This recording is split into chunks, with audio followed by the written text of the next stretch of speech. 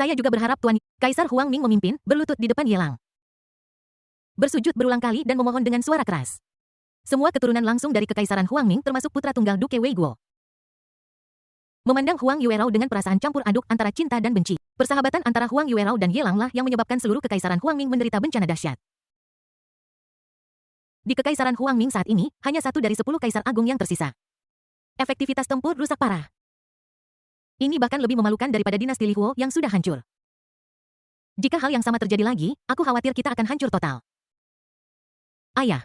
Ketika Huang Yuerao menatap Kaisar Huang Mingxie tidak pernah membayangkan bahwa ayahnya yang pernah sangat mencintainya benar-benar akan mengungkapkan ketakutan dan kekhawatiran seperti itu di matanya. Dia bahkan melihat sedikit kebencian. Itu membuat hatinya hancur.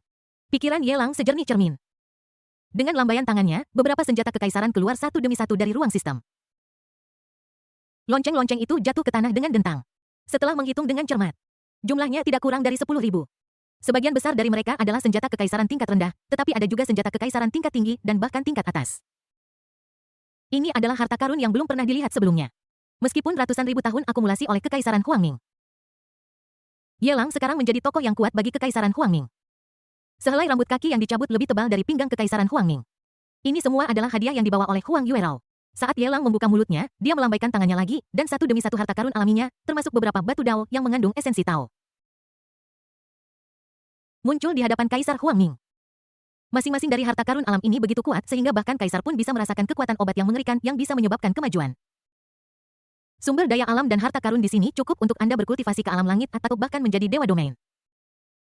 Tatapan tenang Yelang berangsur-angsur menjadi serius, dan dia berkata dengan suara dingin, ingatlah semua ini adalah hadiah dari Huang Yuerao untukmu. Dia terlalu malas untuk mengatakan lebih banyak. Jika aku tidak tahu bahwa Huang Yuerao peduli pada orang-orang ini. Dia terlalu malas untuk memberikan limbah tak berguna. Mengingat bahwa Huang Yuerao ketakutan. Harta karun alami dan senjata kekaisaran ini dapat dianggap sebagai kompensasi untuknya. Cukup untuk membuatnya memiliki status luar biasa di Kekaisaran Huangming. Insiden ini tidak akan terjadi lagi jika Anda memiliki kesempatan di masa depan. Anda bisa pergi ke Istana Kekaisaran Xuanyu untuk menemukan saya. Siapapun dari Kekaisaran Huangming yang Anda setujui dapat memasuki Istana Kekaisaran Xuanyu tanpa mengikuti ujian. Yelang menepuk kepala Huang Yuerao memberikan kekuatan besar padanya. Kemudian dia mengikuti Yelan dan beberapa gadis lain dan bergegas ke Simen. Kakak Yelang. Huang Yuerao berada di belakang. Berusaha menyusul. Namun, ayahnya, Kaisar, meraih lengannya dan menggelengkan kepala sambil berkata, Yuerao, jangan tunda urusan Tuan Ye. Tuan Ye sekarang jauh melampaui imajinasi kita. Dia berada dalam masalah yang sangat serius, kita sama sekali tidak bisa membantunya. Putra tunggal Duke Wei mengangguk dengan berat. Yuerao Yu sebaiknya kembali ke kota kekaisaran terlebih dahulu dan meningkatkan kultivasimu. Ketika kamu meningkatkan kultivasimu dan memasuki istana kekaisaran, kamu pasti akan memiliki kesempatan untuk bertemu guru Ye lagi. Apakah aku benar-benar memiliki kesempatan itu? Huang Yuerao menatap punggung Yelang, mata indahnya dipenuhi kerinduan. Dekat, Yelan melihat es yang menembus langit dan bergumam. Tianren, apa yang sebenarnya terjadi di sini? Mungkinkah Guru Es Agung mengambil tindakan? Tanpa menunggu Dewa Takdir menjawab, Bai Lang adalah orang pertama yang menggelengkan kepalanya dan berkata, ini bukan Liuli, aura dari stalaktit es ini bukanlah aura Liuli. Ini trik orang lain. Dia tidak tahu siapa yang telah memasang jalan es tanpa pemilik ini. Tapi yang pasti adalah ini jelas bukan rencana cadangan yang ditinggalkan oleh Liuli. Siapa sebenarnya yang memiliki kekuatan untuk mengendalikan jalan agung es? Apakah itu leluhur es? Tapi leluhur es sudah jatuh. Yelan bergumam dengan linglung dan melangkah maju. Berusaha menyentuh aura jalan agung es yang tersisa di gerbang batu. Saat telapak tangannya menyentuh pintu batu, aura es tanpa pemilik itu menjadi gelisah lagi dan kemudian meletus. Melihat ini, Dewa Takdir merasa ngeri Lanel. Dia ingin menghentikannya. Tetapi jalan es yang tak berdaya itu bahkan bisa dihancurkan oleh cermin kehidupan ungu. Begitu itu pecah, bagaimana dia bisa menahannya? Ketika jalan es tak bertuan itu hendak menelan, sosok ramping Yelan muncul di depan Yelan. Aura biru langit mereda begitu menyentuh kulit Yelang. Seperti angin sepoi-sepoi yang sejuk menyebar ke seluruh tubuh Yelang. Aku merasa sangat santai dan bahagia. Apakah kamu mengenal pemilik lintasan es ini? Sulit dipercaya bahwa orang dalam takdir berbicara dengan emosi seperti itu. Jalur es yang cukup kuat untuk menghancurkan cermin Changsheng begitu lembut di depan Yelang. Tanpa kesadaran apapun, mereka semua secara aktif menghindari Yelang. Berapa banyak rahasia tersembunyi yang tidak dia ketahui. Yelang berbalik menatap makhluk takdir yang diselimuti cahaya putih. Dan menggelengkan kepalanya, aku tidak tahu itu, tapi aku tahu itu tidak akan menyakitiku. Saat dia tiba di sini, dia merasakan banyak rahasia. Mengetahui jalan es ini bukanlah metode Liuli. Dia juga tahu bahwa kecuali dia bisa mengalahkan jalan es tanpa pemilik. Hanya dia yang bisa melakukan perjalanan bolak-balik dengan bebas melalui gerbang batu. Melihat Yelan yang masih sok, Yelang berkata dengan tenang, aku akan pergi ke Bintang Biru dan akan segera kembali. Semua yang ada di sini untuk sementara akan berada di tanganmu.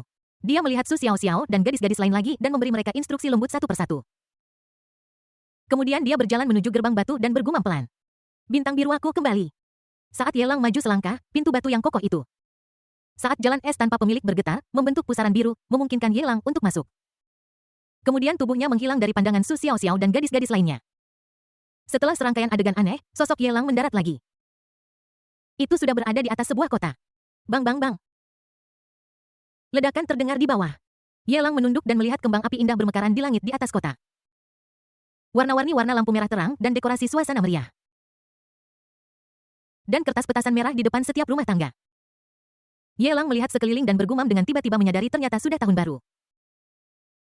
Dia melihat ke arah kompleks keluarga Ye ke arah ibu kota. Dan kemudian menuju kehampaan dari mana dia berasal. Dia sepertinya melihat Su Xiao-xiao dan gadis-gadis lain menunggu di depan gerbang batu dan juga melihat Ye Keer dan gadis-gadis lain yang bergegas kembali dari alam pencerahan. Dia bahkan sepertinya melihat Liu Li. Tubuh asli tersembunyi dalam kehampaan tak terbatas. Ye Lang tersenyum cerah dan berkata semuanya. Selamat tahun baru dan semoga semuanya berjalan baik untukmu. Bab 1760 teman dan kerabat kembali satu demi satu dua dalam satu. Kerajaan Nagara Kuasa. Halaman keluarga Ye dihiasi dengan lampu dan lampion warna-warni. Dua lampion merah besar memancarkan cahaya terang menerangi dua patung batu di depan pintu menambah suasana meriah.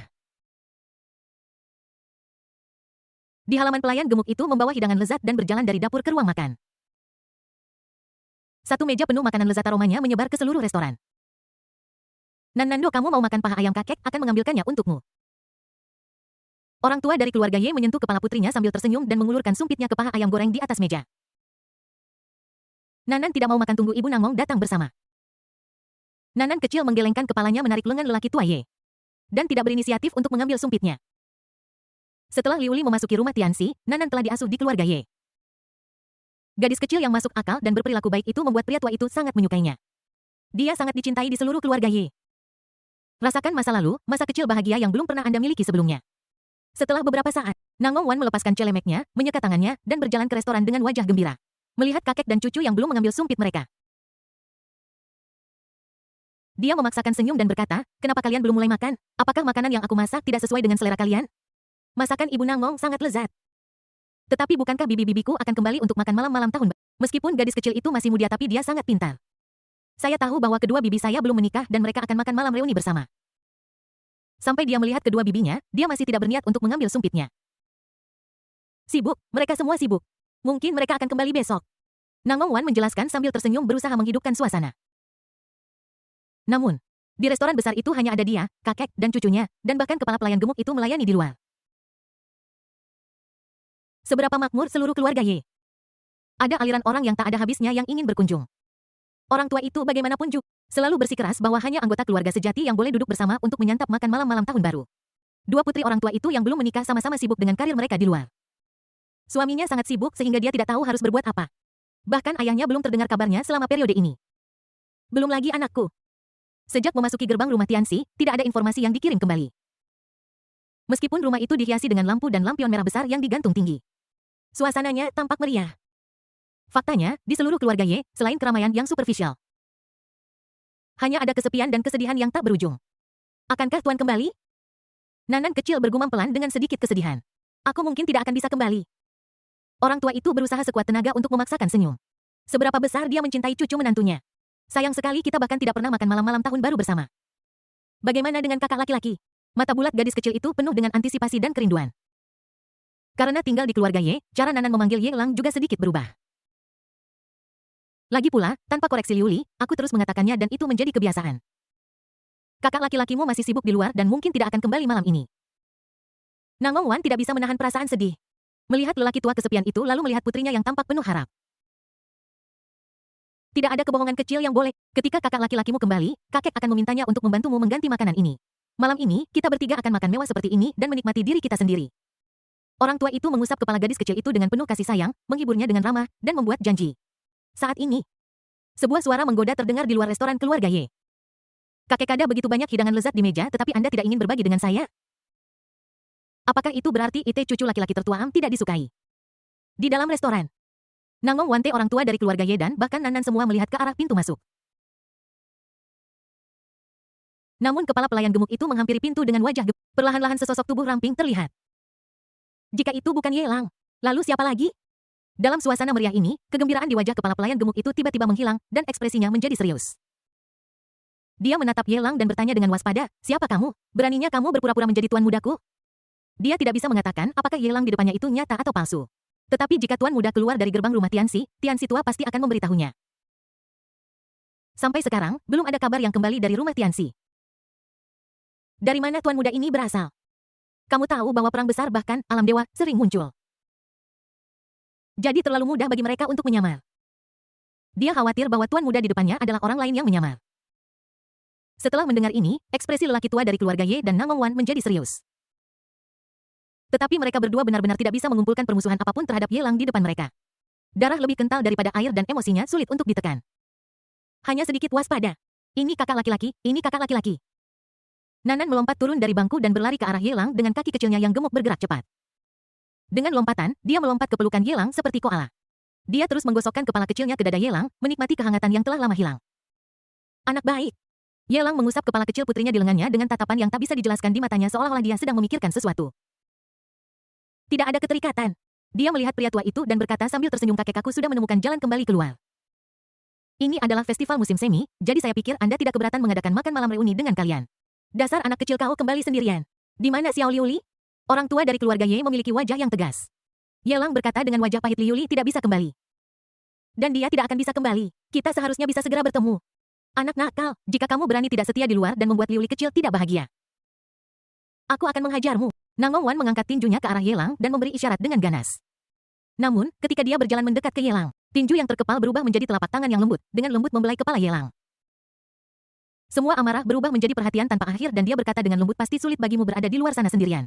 Ye Lang tidak berkomentar tetapi hanya membungkuk dan membiarkan Nang Mengwan yang lebih pendek darinya menyentuhnya dengan bebas. Dia tidak yakin apakah dia menderita di luar sana. Tapi Tang Chenghui Dao Meng Yuki, Kaisar Jin Wu Shi Hao dan yang lainnya pasti sudah sangat menderita. Bibi dan yang lainnya tidak kembali untuk tahun baru. Ye Lang melihat restoran yang sepi itu. Agak terkejut. Kamu tahu, tidak peduli seberapa sibuk mereka di tahun-tahun sebelumnya, Bibi Ye Lan dan Ye Si akan selalu melakukan perjalanan ribuan mil kembali ke rumah untuk menghabiskan tahun baru bersama kakek. Tahun ini adalah pengecuali. Setelah kamu pergi, tidak ada kabar dan tidak ada yang tahu kapan kamu akan kembali. Kakekmu berkata bahwa di levelmu, umur hidup ribuan tahun lamanya, dan bubuk obat serta jantung jiwa laut yang kamu tinggalkan tidak cukup untuk menopang umur kita. Tidak ada yang ingin melewatkan kepulanganmu. Institut Penelitian Ilmu Hayati Bibi Anda telah melakukan penelitian tentang jantung jiwa laut. Mereka baru-baru ini membuat terobosan besar dan mungkin dapat meningkatkan efek jantung jiwa laut dalam memperpanjang hidup. Lihat, seluruh lembaga penelitian bekerja lembur untuk mengatasi kesulitan. Nang Mengwan sedang menjelaskan kepada saudara-saudara iparnya. Saya juga sangat memahami keinginan mereka untuk mencapai hasil. Belajar Tai. Orang tua dari keluarga Ye melambaikan tangannya dan meminta kepala pelayan gemuk untuk mengeluarkan ponsel pintar yang sudah dikenalnya dan memulai panggilan video. Segera panggilan tersambung. Ye Lan, yang sibuk dengan dua lingkaran hitam besar di bawah matanya, memandang dua lubang hidung besar yang familiar di sisi layar dan tersenyum engganaya selamat tahun baru. Aku sedang sibuk di sini, aku akan meneleponmu kalau sudah selesai. Kami sedang berusaha mengatasi rintangan terakhir. Siapa tahu semua kerja keras selama setahun terakhir mungkin sia-sia, tidak ada yang ingin patah semangat di saat kritis ini. Kami ingin bekerja lebih keras dan mengatasinya sebisa mungkin. Jumlah hati jiwa laut yang ditinggalkan oleh Ye Lang memang mencukupi. Tetapi Ye Lang memiliki cukup banyak kerabat. Jumlah Ye Lan yang dapat digunakan untuk penelitian sudah langka. Sekali pak, satu bola berkurang. Jika kita gagal lagi, kita tidak akan bisa melanjutkan penelitian yang ditargetkan. Jika tidak, itu akan membahayakan Heart of the Sea dan sama saja dengan menaruh kereta di depan kuda. Sebagai akibatnya, bahkan fondasi dasar untuk memperpanjang hidup telah hilang. Apa yang masih kau teliti, sih? Xiao Lang sudah kembali. Orang tua dari keluarga Ye mengarahkan kamera ke Ye Lan, memungkinkan Ye Lan di sisi layar lainnya untuk melihat wajah keponakannya. Apa? Ye Lang sudah kembali. Ye Lan mengucek matanya tidak percaya dan menatap Ye Lang di layar untuk waktu yang lama. Apakah aku bermimpi atau aku sudah gila karena aku belum tidur selama beberapa hari terakhir? Aku tidak bermimpi. Orang tua dari keluarga Ye mengarahkan kamera ke hidungnya yang besar lagi, mengembuskan napas dengan keras dan mendengus. Cepat pulang untuk makan malam dan jangan kembali ke lembaga penelitian sialanmu malam ini. Tetap di rumah dengan Xiao Si. Dan tidur nyenyak. Oke, aku akan segera kembali, ayah. Kamu dan adik ipar tunggu aku sebentar. Ye Lan sangat cemas hingga dia bahkan tidak menutup panggilan videonya. Dia memanggil Ye Si, yang direkrut ke institut sebagai seorang prajurit. Xiao Si, berhenti bekerja dan pulang. Pulang untuk tahun baru. Cepat beritahu sopirmu. Lupakan saja, kita akan naik taksi kembali. Adegan dalam video berputar. Orang tua itu berputar-putar. Kepalanya berdengung dan dia merasa... Dia memegangi kepalanya, menatap Ye Lang dan berkata, bibimu akan segera kembali. Sekitar setengah jam. Kemudian dia melihat Namong Wan dan berkata Xiao Wan masukkan makanan ke dalam pengukus agar tetap hangat. Tunggu Xiao Lan dan Xiao Si kembali dan makan bersama. Oke, saya akan segera pergi. Namong Wan melangkah dengan gembira dan hendak membawa piring-piring itu kembali ke dapur. Yelang memegang lengan ibunya dan menggelengkan kepalanya perlu. Saat dia mengangkat tangannya, kekuatan agung dari jalan keluar meledak di rumah tua keluarga Ye. Sebuah saluran ruang yang dipadatkan dalam waktu singkat mengarah langsung dari keluarga Ye ke Institut Ilmu Kehidupan. Kedua saudara perempuan yang masih sibuk itu merasakan sensasi berputar di depan mata mereka. Ketika dia sadar kembali, dia sudah berada di restoran keluarga Ye. Kakak ipar Yan nanya Yelang. Yelan melihat sekeliling dengan terkejut dan bertanya serempak dengan Ye Si, mengapa kita di sini? Apakah kamu yang melakukan? Semua orang di ruangan itu memandang Yelang dengan tidak percaya. Di tengah tatapan kagum semua orang, Yelang mengangguk perlahan. Saat ini, dia mampu mengalahkan makhluk tertinggi di dunia Xuan Huang. Belum lagi fakta bahwa itu ada di planeta biru dunia kecil ini yang berkali-kali lebih lemah dari dunia Xuan Huang. Meskipun bintang biru dan dunia Xuan Huang serupa, keduanya berasal dari fragmen dunia asli. Tetapi tidak peduli dalam hal skala atau jalan, mereka berkali-kali lebih lemah. Kehadiran Yelang di sini setara dengan serangan reduksi dimensionalitas. Membangun saluran ruang itu mudah. Xiaolang, kemampuanmu jauh lebih kuat daripada kakekmu yang berada di alam dewa. Yelan berjalan menghampiri Yelang sambil memujinya. Dia bertanya dengan suara pelan, apakah kamu masih memiliki hati jiwa laut bibiaku sudah cukup banyak membuang-buang. Jika sudah tidak ada lagi, maka aku harus mengubah arah penelitian di masa depan. Yelang menggelengkan kepalanya. Yelan mengangguk mengerti dengan sedikit kekecewaan di matanya. Namun, dia bisa mengerti. Sungguh menakjubkan bahwa Yelang dapat mengeluarkan begitu banyak barang bagus seperti jantung jiwa laut. Hal semacam ini sulit didapatkan, jadi bagaimana dia bisa mengharapkannya? Namun, ada beberapa harta alam lainnya. Yelang mengeluarkan ginseng Tao berusia 100.000 tahun dari ruang sistem. Ini adalah ginseng Tao. Mengonsumsi satu saja sudah cukup untuk memperpanjang hidup Anda selama 3.000 tahun. Dia mengeluarkan batu lain dari Avenue of Life dan berkata ini adalah batu 10.000 tahun. Mengenakan batu kecil ini dapat menyerap napas kehidupan di dalamnya dan memperpanjang hidup Anda hingga 10.000 tahun. Barang-barang bagus yang dibawa Yelang sangat banyak hingga membanjiri. Efek obat yang disebutkan olehnya. Ini membuat Yelan dan Yesi tampak terkejut. 3.000 tahun, 10.000 tahun atau 100.000 tahun. Berbuat dengan hal-hal ini, mengapa mereka masih mempelajari Heart of the Sea Soul? Hanya mengambil yang sudah jadi akan berkali-kali lipat lebih baik daripada hasil setelah mereka berhasil menelitinya. Xiaolang, apakah kamu jauh lebih baik sekarang daripada sebelumnya? Namong Wan menatap putranya dan melihatnya mengeluarkan begitu banyak barang bagus. Dia merasa puas tetapi juga sedih untuk putranya. Hanya seorang ibu yang akan benar-benar mencintai anak-anaknya sepanjang waktu. Tapi dia harus memikirkan ayahnya dan mengertakkan gigi lalu berkata kakekmu ada di luar sana. Dan sepertinya dia menemui masalah dikatakan sebagai bahaya yang tidak diketahui, dan itu masih dalam masa pertumbuhan dia dan guru surgawi tua sama-sama sibuk dengan ini. Jika memungkinkan bisakah kau membantu mereka? Bagaimana ini membantu? Orang tua dari keluarga Ye memutar matanya. Orang tua itu belum kembali juga, siapa yang tahu di mana dia sekarang. Dia datang dan pergi tanpa jejak seperti anak jalanan. Itu bukan masalah. Indra spiritual Yelang menyapu dan dalam sekejap, itu menutupi seluruh planet biru. Setelah gagal menemukan aroma kakekku, dengan cepat menyebar ke jarak yang sangat jauh. Bahkan wilayah ras asing pun tidak luput. Hari ini, kesadaran spiritual Yelang tersebar di seluruh tempat, betapa luasnya itu. Bahkan jika itu hanya Sky Realm, itu sudah cukup untuk menutupi seluruh bidang bintang. Dunia tempat bintang biru ini berada tidak sebesar bidang bintang di dunia Xuan Huang. Hanya dalam 3 napas, Yelang menemukan keberadaan kakeknya. Pikiran bersama. Nangong Qingtian muncul di restoran dengan otot-ototnya yang ganas. Melihat ruangan penuh wajah-wajah yang familiar, Nangong Qingtian menggertakkan giginya dan mengutuk, kalian teman baik. Kamu menciptakan ilusi keluargaku, kamu ingin melumpuhkanku anak baik, jangan biarkan aku menangkapmu. Kalau tidak, kamu akan mendapat masalah. Bab 1761 Identitas Nanan 2 dalam 1. Kamu orang tua, kamu bukan orang yang baik. Melihat tampang Nangong Qingtian yang tidak bermoral, lelaki tua dari keluarga Ye memutar matanya dengan tidak senang. Nangong Qingtian menatap lelaki tua dari keluarga Ye untuk waktu yang lama, dan bergumam perlahan. Apakah kamu benar-benar pria tua yang licik? Dadits hari tahun baru, jangan marah pada orang tua itu. Nangong Wan keluar untuk menengahi. Nangong Qingtian melihat sekeliling dan memeriksa semua orang satu persatu, tetapi dia tidak melihat perbedaan apapun dalam aura. Dia menatap Yelang untuk waktu yang lama. Dan berkata perlahan, dari mana kamu kembali? Gerbang istana Tianxi telah rusak, tidak ada yang bisa masuk atau keluar. Bagaimana kamu bisa keluar dari pesawat pamungkas itu? Lalu, kenapa aku tidak bisa merasakan napasmu? Kaulah yang membawaku ke sini. Meskipun orang tua dari keluarga Ye memiliki status yang tinggi, ada beberapa informasi tentang rumah Tianxi. Bahkan orang tua itu tidak tahu sebanyak Nangong Qingtian. Berita tentang kerusakan portal telah diblokir. Aku khawatir tentang Nangong Wan dan yang lainnya dan merasa cemas. Dia berpikir bahwa cucu kesayangannya terperangkap di dunia besar itu dan tidak akan pernah bisa keluar. Siapa yang menyangka bahwa mereka akan bertemu lagi di rumah tua keluarga Ye? Kakek, ada terlalu banyak liku-liku di sini. Tidak mungkin untuk menjelaskannya dengan jelas dalam waktu singkat. Mari kita makan malam tahun baru Imlek lebih awal dan membicarakannya secara detail ketika kita punya waktu. Yelang tidak ingin mengucapkan kata-kata yang tidak berarti di hari yang indah seperti ini. Menyentuh kepala kecil Nanan yang berdiri di sebelahnya, dia menjadi lebih peduli pada gadis kecil ini. Tidak mungkin. Apa gunanya makan, saya sedang sibuk, sekarang ada bahaya tersembunyi di luar bintang biru, saya akhirnya menemukan keberadaan benda itu dan berencana untuk mencabutnya sampai ke akar-akarnya. Jika kamu membawaku kembali sekarang itu akan buang-buang waktu. Nangong King Tian mengerutkan kening dan mendengus, kirim aku kembali. Jika tidak, apalagi merayakan tahun baru, keberadaan seluruh bintang biru akan menjadi masalah besar.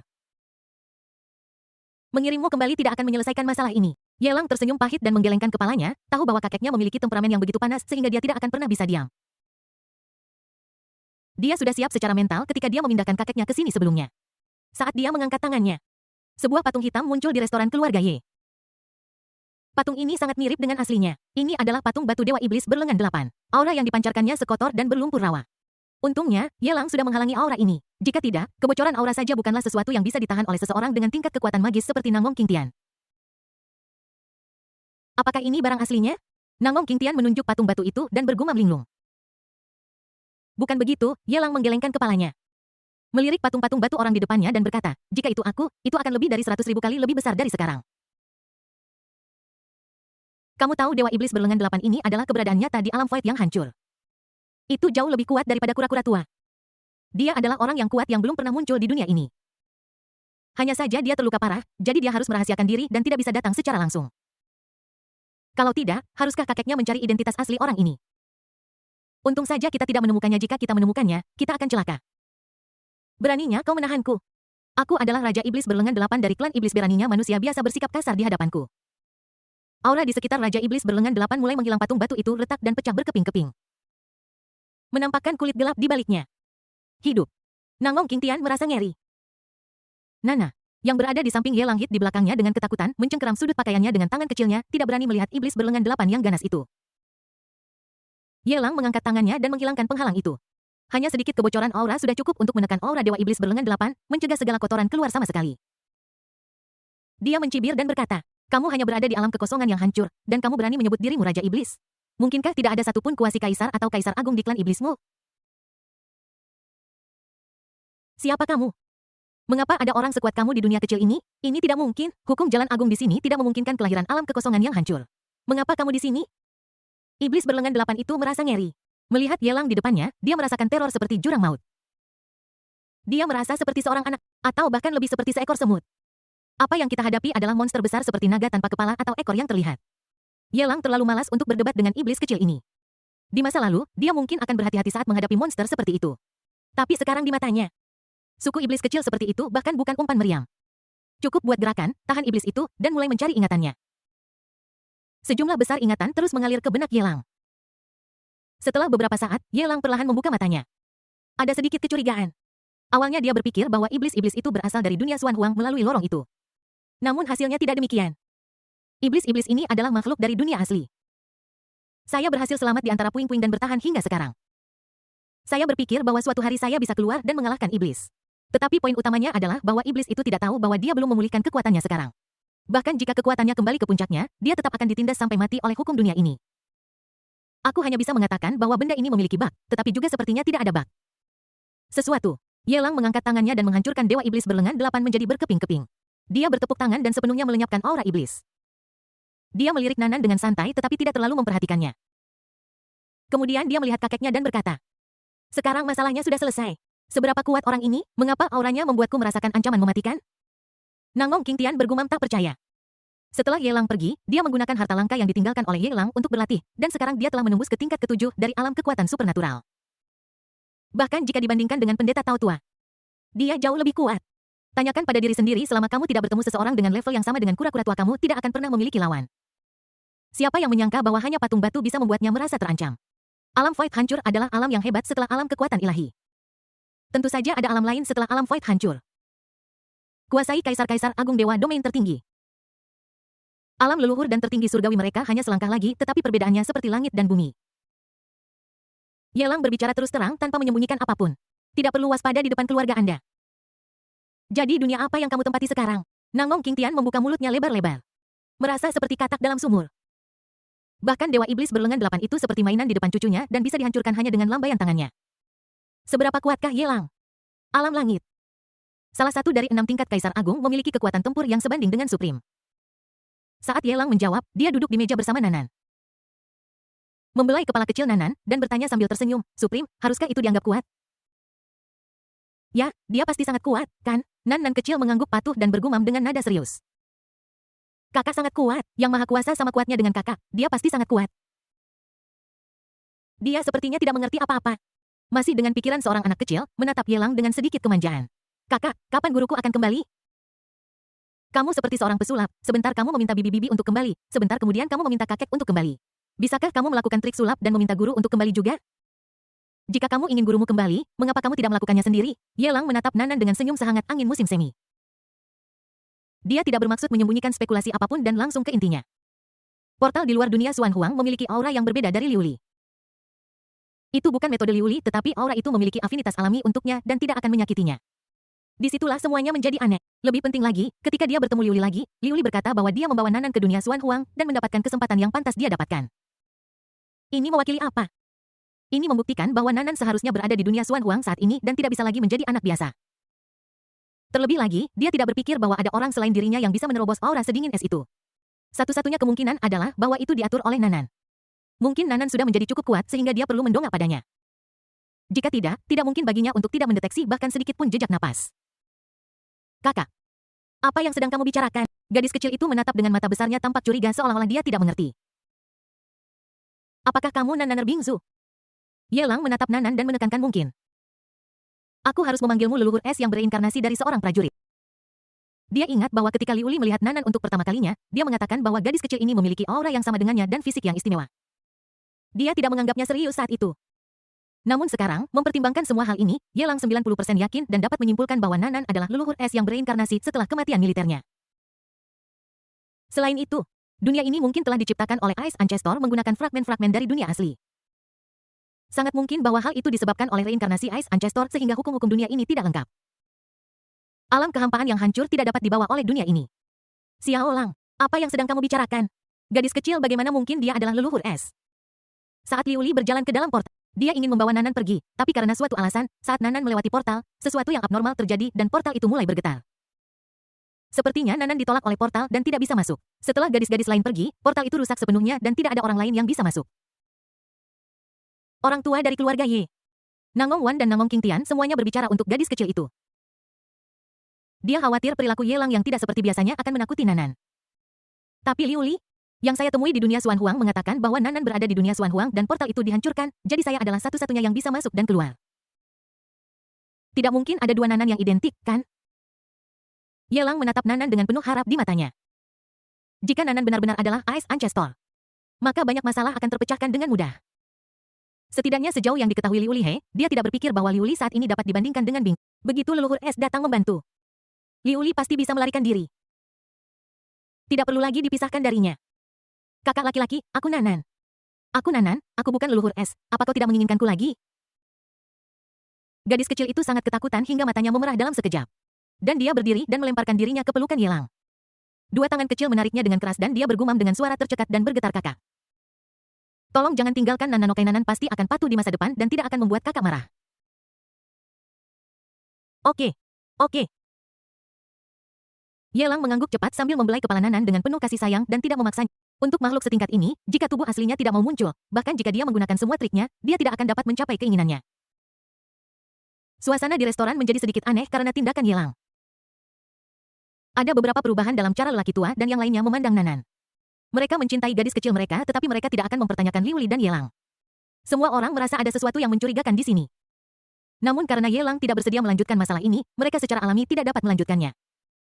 Makan malam yang sebenarnya dimulai setelah waktu yang lama, mengikuti panggilan telepon. Baru setelah seorang pria paruh baya berjas tiba, seluruh rumah tua keluarga Ye benar-benar berkumpul. Di meja makan, terdengar dentingan gelas, tawa, dan sukacita. Yelang sangat mirip dengan ayahnya dalam hal penampilan dan fitur wajah. Hanya batang hidungnya saja yang mengarah ke bawah. Tetapi ada perbedaan besar. Merie memiliki bibir tebal dan terlihat baik hati namun juga serius dan formal. Bibir Yelang tipis dan sedikit terangkat dan dia tanpa sadar akan mengungkapkan senyum yang agak jahat dan mulia membuatnya terlihat semakin sulit diatur. Saat kamu berada di luar, sering-seringlah kembali dan beristirahat, banyak hal yang tidak dapat dicapai dalam semalam. Ketika Pastor Ye memandang Yelang, He perlahan memberikan saran. Yelang mengangguk, setuju, aku tahu. Jangan hanya berjanji, lakukan apa yang kamu katakan. Ayah Ye memiliki wajah yang tegas dan sebelum dia bisa mengucapkan kata berikut, Tang Mong, King Tian dan lelaki tua dari keluarga Ye membombardirnya dengan pertanyaan. Beraninya kau mengatakan hal itu tentang Xiao Lang? Kau tidak berada di rumah sepanjang hari, jadi beraninya kau mengatakan hal itu tentang orang lain. Jangan terlalu percaya diri, hanya karena dia putramu, bukan berarti dia cucu. Di hadapanku, kau hanyalah seonggok sampah. Pastor Ye mengangguk pahit dan tidak melanjutkan ceramahnya. Makan malam tahun baru berlanjut. Ayah Ye menemani kedua orang tua itu minum beberapa cangkir. Setelah mereka kenyang, dia memberi isyarat kepada Ye Lang dengan matanya untuk pergi lebih jauh untuk berbicara. Setelah berjalan keluar dari restoran, dia melihat ke kejauhan dan berkata dengan lembut dengan tatapan kesal, aku tidak punya banyak waktu luang dan aku akan segera pergi. Biarkan aku memberitahumu poin-poin pentingnya. Nanan sedikit tidak biasa, informasinya benar, tetapi orang ini aneh. Tidak ada dua orang yang persis sama di dunia ini, seperti tidak ada dua daun yang persis sama. Tetapi Nanan telah muncul lebih dari sekali, menurut informasi yang telah kami selidiki sejauh ini. Dia telah muncul lebih dari 10 kali dengan berbagai identitas. Saya tidak yakin apakah dia adalah leluhur es yang Anda pikirkan, tetapi dia sangat mencurigakan. Sepertinya dia sedang bereinkarnasi. Reinkarnasi sungguhan. Hanya ada sedikit percakapan antara ayah dan anak. Sebelum pergi, ayah Ye menepuk punggung Yelang yang sudah lebar dan berkata dengan suara berat. Sepertinya aku adalah pilar keluarga Ye sekarang, tetapi sebenarnya, kamu diam-diam telah mengambil alih tanggung jawab berat ini. Aku tidak ingin keluarga Ye menjadi kelemahanmu. Dan aku tidak ingin keluarga Ye menjadi belenggumu suatu hari nanti. Selebihnya terserah padamu. Bab 1762, Selamat tinggal cantik 2 dalam 1. Ayah Ye yang sibuk tidak punya banyak waktu untuk tinggal di rumah tua keluarga Ye. Dia hanya memberi Yelang beberapa instruksi sederhana dan pergi. Yelang melihat punggung ayahnya, lalu melihat ke arah restoran tidak jauh dari sana, tempat ada tawa dan sukacita meriah, dan senyum paksa muncul di wajahnya. Bagaimanapun, aku masih memiliki titik lemah. Yelang merasa tidak berdaya. Dia tidak terlalu menekan dirinya sendiri. Menenangkan diri dan kembali ke restoran. Mengeluarkan sejumlah besar harta alam dari ruang sistem. Pertahankan semua hal baik yang Anda miliki yang dapat memperpanjang hidup Anda. Ditempatkan di dalam item penyimpan. Kalau tidak, bahkan seluruh rumah tua keluarga Ye tidak akan mampu menampung harta karun sebesar itu. Xiao Lang, kenapa kamu tidak memberikan kakek beberapa barang bagus untuk meningkatkan? Itu semua harta karun alam yang bisa memperpanjang umurnya. Apa kamu tidak akan mengubah kita menjadi sekelompok kura-kura berusia 10.000 tahun? Nang Mong, King Tian memeluk lengan Ye Lang dan meminta harta langka yang akan membantunya menerobos dengan senyuman. Setelah mengambil harta karun alami ini, seseorang secara alami akan dapat menerobos, namun hukum dunia ini dilanggar, dan orang tidak diperbolehkan menerobos ke alam kekosongan yang hancur. Ye Lang tahu betul betapa rusaknya hukum bintang biru. Sebagian besar, ini juga mencegah para pembudidaya di dunia Xuan Huang turun ke bintang biru. Tapi dia adalah kasus khusus. Napas es tanpa pemilik itulah yang memberinya perlakuan khusus. Seolah-olah ada penghalang yang melilit tubuhnya menghalangi deteksi hukum dunia ini. Apakah kamu terburu-buru untuk pergi lagi? Orang tua dari keluarga Ye melihat melalui pikiran cucunya hanya dengan satu pandangan. Jika dia tidak terburu-buru untuk pergi, dia tidak akan meninggalkan begitu banyak hal baik. Dia tidak bertanya terlalu banyak pertanyaan. Tetapi hanya berkata dengan enggan, kapan kamu akan kembali lagi? Saya tidak. Ye Lang menggelengkan kepalanya. Dalam ekspedisi ke area terlarang ini, bahkan makhluk surgawi dari istana kekaisaran Xuan Yu akan ikut bertempur. Dia hampir bisa meramalkan betapa tragisnya itu. Begitu Anda menghadapi masalah apapun, tidak hanya Anda akan ditekan sampai mati, tetapi juga akan menghabiskan banyak waktu. Silakan saja, mereka hanyalah sekumpulan tulang tua tak ber... Tidak peduli seberapa banyak kau bicara, itu hanyalah omongan. Orang tua dari keluarga Ye menepuk bahu Ye Lang dengan keras. Dengan kekhawatiran mendalam di matanya, lain kali kamu kembali, bawa Xiao Liuli bersamamu, keluarga kita harus bersama. Ye Lang mengangguk. Dalam beberapa hari berikutnya, Ye Lang tinggal di rumah tua keluarga Ye, menghabiskan waktu damai bersama ibu dan orang tuanya. Hanya karena perusahaan Ye Lang, Nang Wan dan orang tua itu sama-sama menikmatinya. Orang tua itu jarang meninggalkan rumah tuanya dan membeli beberapa setelan tang di mal. Nang Wan memulai pesta belanja. Membeli banyak tas, besar dan kecil, dan meminta Ye Lang untuk membawanya di belakangnya. Malam itu, setelah meletakkan semua barang ibunya di kamar, Ye Lang merasakan napas yang familiar dan muncul di ibu kota. Sebuah pikiran muncul dan kemudian menghilang di tempat. Di ibu kota, di dalam sebuah kedai kopi berjaringan. Pemilik warung itu sangat menawan meskipun dia berpakaian sangat sederhana. Hal ini juga membuat banyak pelanggan datang kembali lagi dan lagi. Menatap sosok anggun kecantikan muda, dia tidak bisa menahan diri untuk menggoda wanita ini benar-benar kuat. Pantat ini pasti akan melahirkan seorang putra di masa depan. Jika aku bisa menghabiskan malam dengan wanita seperti ini, aku akan bahagia bahkan jika itu berarti kehilangan 10 tahun hidupku. Seorang pria berjas putih perlahan mengulurkan tangannya ketika wanita bos yang menawan itu lewat. Meliriknya dan tersenyum Nyonya, bisakah Anda membantu saya dengan minum secangkir kopi dan mengobrol dengan saya? Xiao Yu menoleh ke belakang dan tersenyum. Maaf, saya ada hal lain yang harus dikerjakan, dan ini adalah kedai kopi, bukan tempat komersial. Mohon maafkan saya, Bos Lady, jangan meremehkan penduduk lokal di ibu kota. Di sebelah pria yang mengenakan setelan putih. Seorang pengawal mencibir dengan penampilanmu. Jika kamu ingin tetap aman di ibu kota, aku khawatir tuan muda kaya itu tidak akan setuju. Apakah kamu tahu berapa banyak gelombang pengagum yang telah ditangkis oleh tuan mudaku untukmu sebelum ini? Tuan mudaku hanya tidak mengatakan apa-apa, bukannya dia tidak melakukan apa-apa. Dia hanya mengundangmu untuk minum kopi. Tapi kamu bahkan tidak menghargaiku. Xiao Yu menggelengkan kepalanya dan menolak itu hanya angan-anganmu saja, ini adalah kedai kopi. Jika kamu datang untuk minum kopi aku menyambutmu, tetapi jika kamu ingin mendekatiku maaf. Aku sudah punya pacar. Teman pria. Mendengar ini pria berjas putih itu mencibir. Hanya untuk menolakku, kamu bahkan bisa mengarang kebohongan palsu seperti itu. Sejauh yang aku tahu, kamu telah muncul di kedai kopi berantai tidak kurang dari 300 kali dan pria yang telah kamu temui dan ajak bicara lebih dari 3 kalimat tidak lebih dari 1 tangan. Aku tidak tahu apakah kalian bisa disebut pacar dan pacar jika belum bertemu selama setahun. Mungkinkah? Di matamu aku begitu tak tertahankan sehingga kau bahkan tak memberiku kesempatan. Ningsan sangat menyukai Xiao Yu. Sejak pertama kali kita bertemu, kami jatuh cinta. Hanya saja Ningsan memiliki obsesi mental yang serius terhadap kebersihan. Dia tidak suka wanita cantik yang berdandan mencolok dan mengalahkan semua gadis lain. Aku hanya lebih memilih Xiao Yu. Seorang gadis cantik dari keluarga kecil yang memiliki wajah lembut tetapi mengenakan pakaian sangat sederhana dan merupakan pemilik toko yang mudah dimengerti. Setelah penyelidikan mendalam, dia mengetahui bahwa Xiao Yu selalu menjadi wanita suci dan tidak pernah melakukan kontak intim dengan pria lain.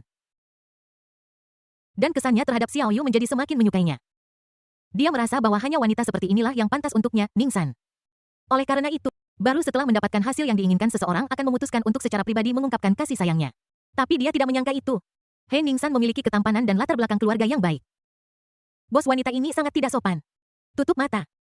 Itu hanya membuatnya penasaran. Xiao Yu tidak berniat untuk memperhatikannya lagi. Dia berbalik dan pergi tanpa mengucapkan sepatah kata pun. Dia jelas tentang identitasnya. Bagi Yelang, dia hanyalah sebuah vas bunga.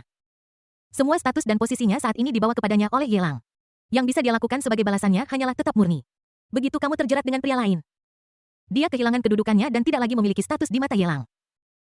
Aku belum melihat Yelang selama lebih dari setahun. Memang sebagai seorang wanita, dan masih dalam masa jayanya. Dia juga punya kebutuhannya sendiri. Tetapi ketika dia sangat merindukan Yelang, dia akan mengeluarkan foto Yelang dan menyelesaikan masalahnya sendiri. Aku belum sampai pada titik membutuhkan pria lain untuk menghiburku. Tuan. Pengawal itu menatap Ningsan dan bergumam pelan. Di kafe, tamu-tamu lain melihat adegan ini. Berbisik dan menggoda. Lihat pria itu, dia memiliki karakter yang baik dan penampilan yang menarik. Dia terlihat seolah-olah si bos wanita akan menerkamnya jika dia hanya membuka mulutnya. Pada akhirnya, sang bos wanita tidak berniat untuk memperhatikanku. Aku benar-benar tidak tahu dari mana datangnya kepercayaan dirinya itu. Seolah-olah semua wanita di dunia ini harus menyukainya. Bos wanita telah membuka lebih dari 1000 kedai kopi berantai dan ada banyak sekali pelamar. Bahkan para pemuda kaya itu datang untuk menjilatnya. Jika benar-benar ada seseorang yang bisa memetik mawar harum ini, bagaimana mungkin gilirannya? Suara kata-kata sarkastik jatuh ke telingaku. Wajah Ningsan menjadi semakin suram. Dia tidak pernah menunjukkan wajah baik kepada wanita lain, tetapi setiap kali dia melakukannya, Xiao Yu harus menerimanya. Wanita yang berani memperlakukannya seperti ini belum lahir. Hanya dengan satu lirikan pengawal di samping Ningsan mendengus dingin, bos wanita, jika kamu tidak menginginkan wajah yang kuberikan padamu. Jangan salahkan aku karena bersikap kasar. Tepat ketika pengawal itu akan bertindak, Xiao Yu yang sedang pergi tiba-tiba berhenti, berbalik dan berjalan menuju Ningsan. Dia menatap Ningsan dengan senyum tenang di wajahnya seolah-olah dia sedang bertemu dengan kenalan lama yang sudah lama dikenalnya. Ini membuat Ningsan berpikir bahwa Xiao Yu telah berubah pikiran. Ketika Xiao Yu menghampirinya, dia mengulurkan tangannya dengan sangat sopan dan memperkenalkan dirinya. Halo. Keluarga Ningsan. Kata-kata itu jepret. Jepret. Tetesan air berwarna kopi mengalir dari atas kepala Ningsan, di sepanjang rambutnya, turun ke pipinya, dan menetes ke meja. Xiao Yu, yang baru kembali, tidak berniat menerima kebaikan Ningsan. Alih-alih, dia mengambil kopi di atas meja dan menuangkannya langsung ke kepala Ningsan. Airnya suam-suam kuku, tetapi tetesan air itu seperti tamparan tanpa ampun di wajah. Menamparkan Ningsan dengan keras. Otot-otot di wajahnya yang awalnya tersenyum lembut mulai berkedut. Dan ekspresinya berangsur-angsur menjadi mengerikan. Kau mencari kematian. Pengawal di samping menjadi marah. Dia berdiri dengan marah dan mencubit leher Xiao Yu dengan tangan besarnya seperti tang besi tanpa ampun. Ketika dia hampir berhasil, seorang wanita tua tiba-tiba muncul entah dari mana dan menamparkan telapak tangannya, menyebabkan riak-riak. Pengawal Ningsan. Seperti bola yang ditendang menabrak langsung sederetan meja kopi. Seperti lalat, ia menempel di kaca selama beberapa detik sebelum perlahan meluncur turun. Matanya berputar ke belakang dan dia benar-benar pingsan. Ning San menoleh ke arah pengawal pribadinya, amarahnya tertahan. Ketika dia melihat wanita tua itu lagi. Ada ketakutan di matanya, dia adalah seorang ahli. Dia menatap Xiao Yu, menjadi semakin penasaran. Aku tidak menyangka bahwa kamu memiliki latar belakang yang begitu mengesankan. Kamu bahkan bisa menggunakan seorang ahli tingkat master seperti ini sebagai pengawalmu. Ini membuatku semakin penasaran tentang itu. Apakah kamu plester kulit anjing? Kamu masih tidak menyerah. Xiao Yu mengerutkan kening dan berkata dengan dingin dengan ketidak. Ada banyak sekali pelamar seperti Ning San. Dia sudah bosan. Saya ingin mengambil kesempatan ini untuk mengejutkan orang, supaya mereka yang menargetkannya akan lebih berhati-hati. Siapa yang menyangka bahwa bahkan penjaga yang diatur oleh Ye Lang telah mengambil tindakan Ning San tidak merasa ingin mundur. Dia juga penasaran tentang latar belakang pria ini. Sebuah visi yang luar biasa. Silakan, ini adalah penjaga yang diatur pacarku. Jika kamu berani melakukan sesuatu yang tidak patuh lagi, dia akan memukulmu tanpa ampun. Jangan salahkan aku karena Xiao Yu tidak berencana untuk menghancurkan kedai kopinya sendiri. Serahkan semua ini pada wanita tua itu. Di ibu kota, seorang wanita tua sendirian mungkin tidak cukup untuk membuatku takut. Ning San mengeluarkan ponselnya. Mengatakan beberapa patah kata kepada orang di ujung sana dan dengan cepat menutup telepon. Wanita tua itu menarik kursi, duduk di sana dengan mata sedikit terpejam. Dan berkata dengan suara dingin, seorang wanita tua ingin melihat ahli macam apa yang bisa kau panggil di kota naga ini. 1/4 jam kemudian. Di dalam kedai kopi, seorang wanita cantik mengenakan jaket merah menyala dan rok pinggul merah muncul di hadapan semua orang. Para penonton semua kagum ketika melihat ini. Sialan, bocah cantik ini ternyata punya preman yang sangat tampan. Aku tidak yakin itu preman, aku hanya mendengarnya samar-samar. Sepertinya itu sepupuku. Mungkinkah sepupu orang ini juga karakter yang kejam? Mungkinkah itu seorang ahli di atas alam transenden? Sejak perang di dunia ini, banyak orang dari bintang biru. Semua orang tahu keberadaan beberapa orang yang kuat. Saya hanya memiliki pemahaman yang samar-samar tentang pembagian beberapa alam. Semua orang menantikan pertarungan antara naga dan harimau. Gadis kecil, apakah kamu di sini untuk mengacaukan semua? Wanita tua itu membuka matanya memandang wanita berbaju merah. Dan menyipitkan mata mendungnya. Wanita berbaju merah itu tidak melihat wanita tua itu, tetapi menatap Ning San dan berkata dengan dingin, kapan kamu terlibat dengan seorang gadis? Bukankah bibimu bilang bahwa kamu mungkin menyukai pria? Tidak pernah ada masalah dengan orientasi seksual saya, tetapi saya hanya tidak menyukai orang yang dikenalkan keluarga saya kepada saya. Ning San membalas. Sambil menunjuk wanita tua dan Xiao Yuan dan menjelaskan seluruh proses secara rinci dari awal hingga akhir, menambahkan beberapa hiperbole. Sepupu.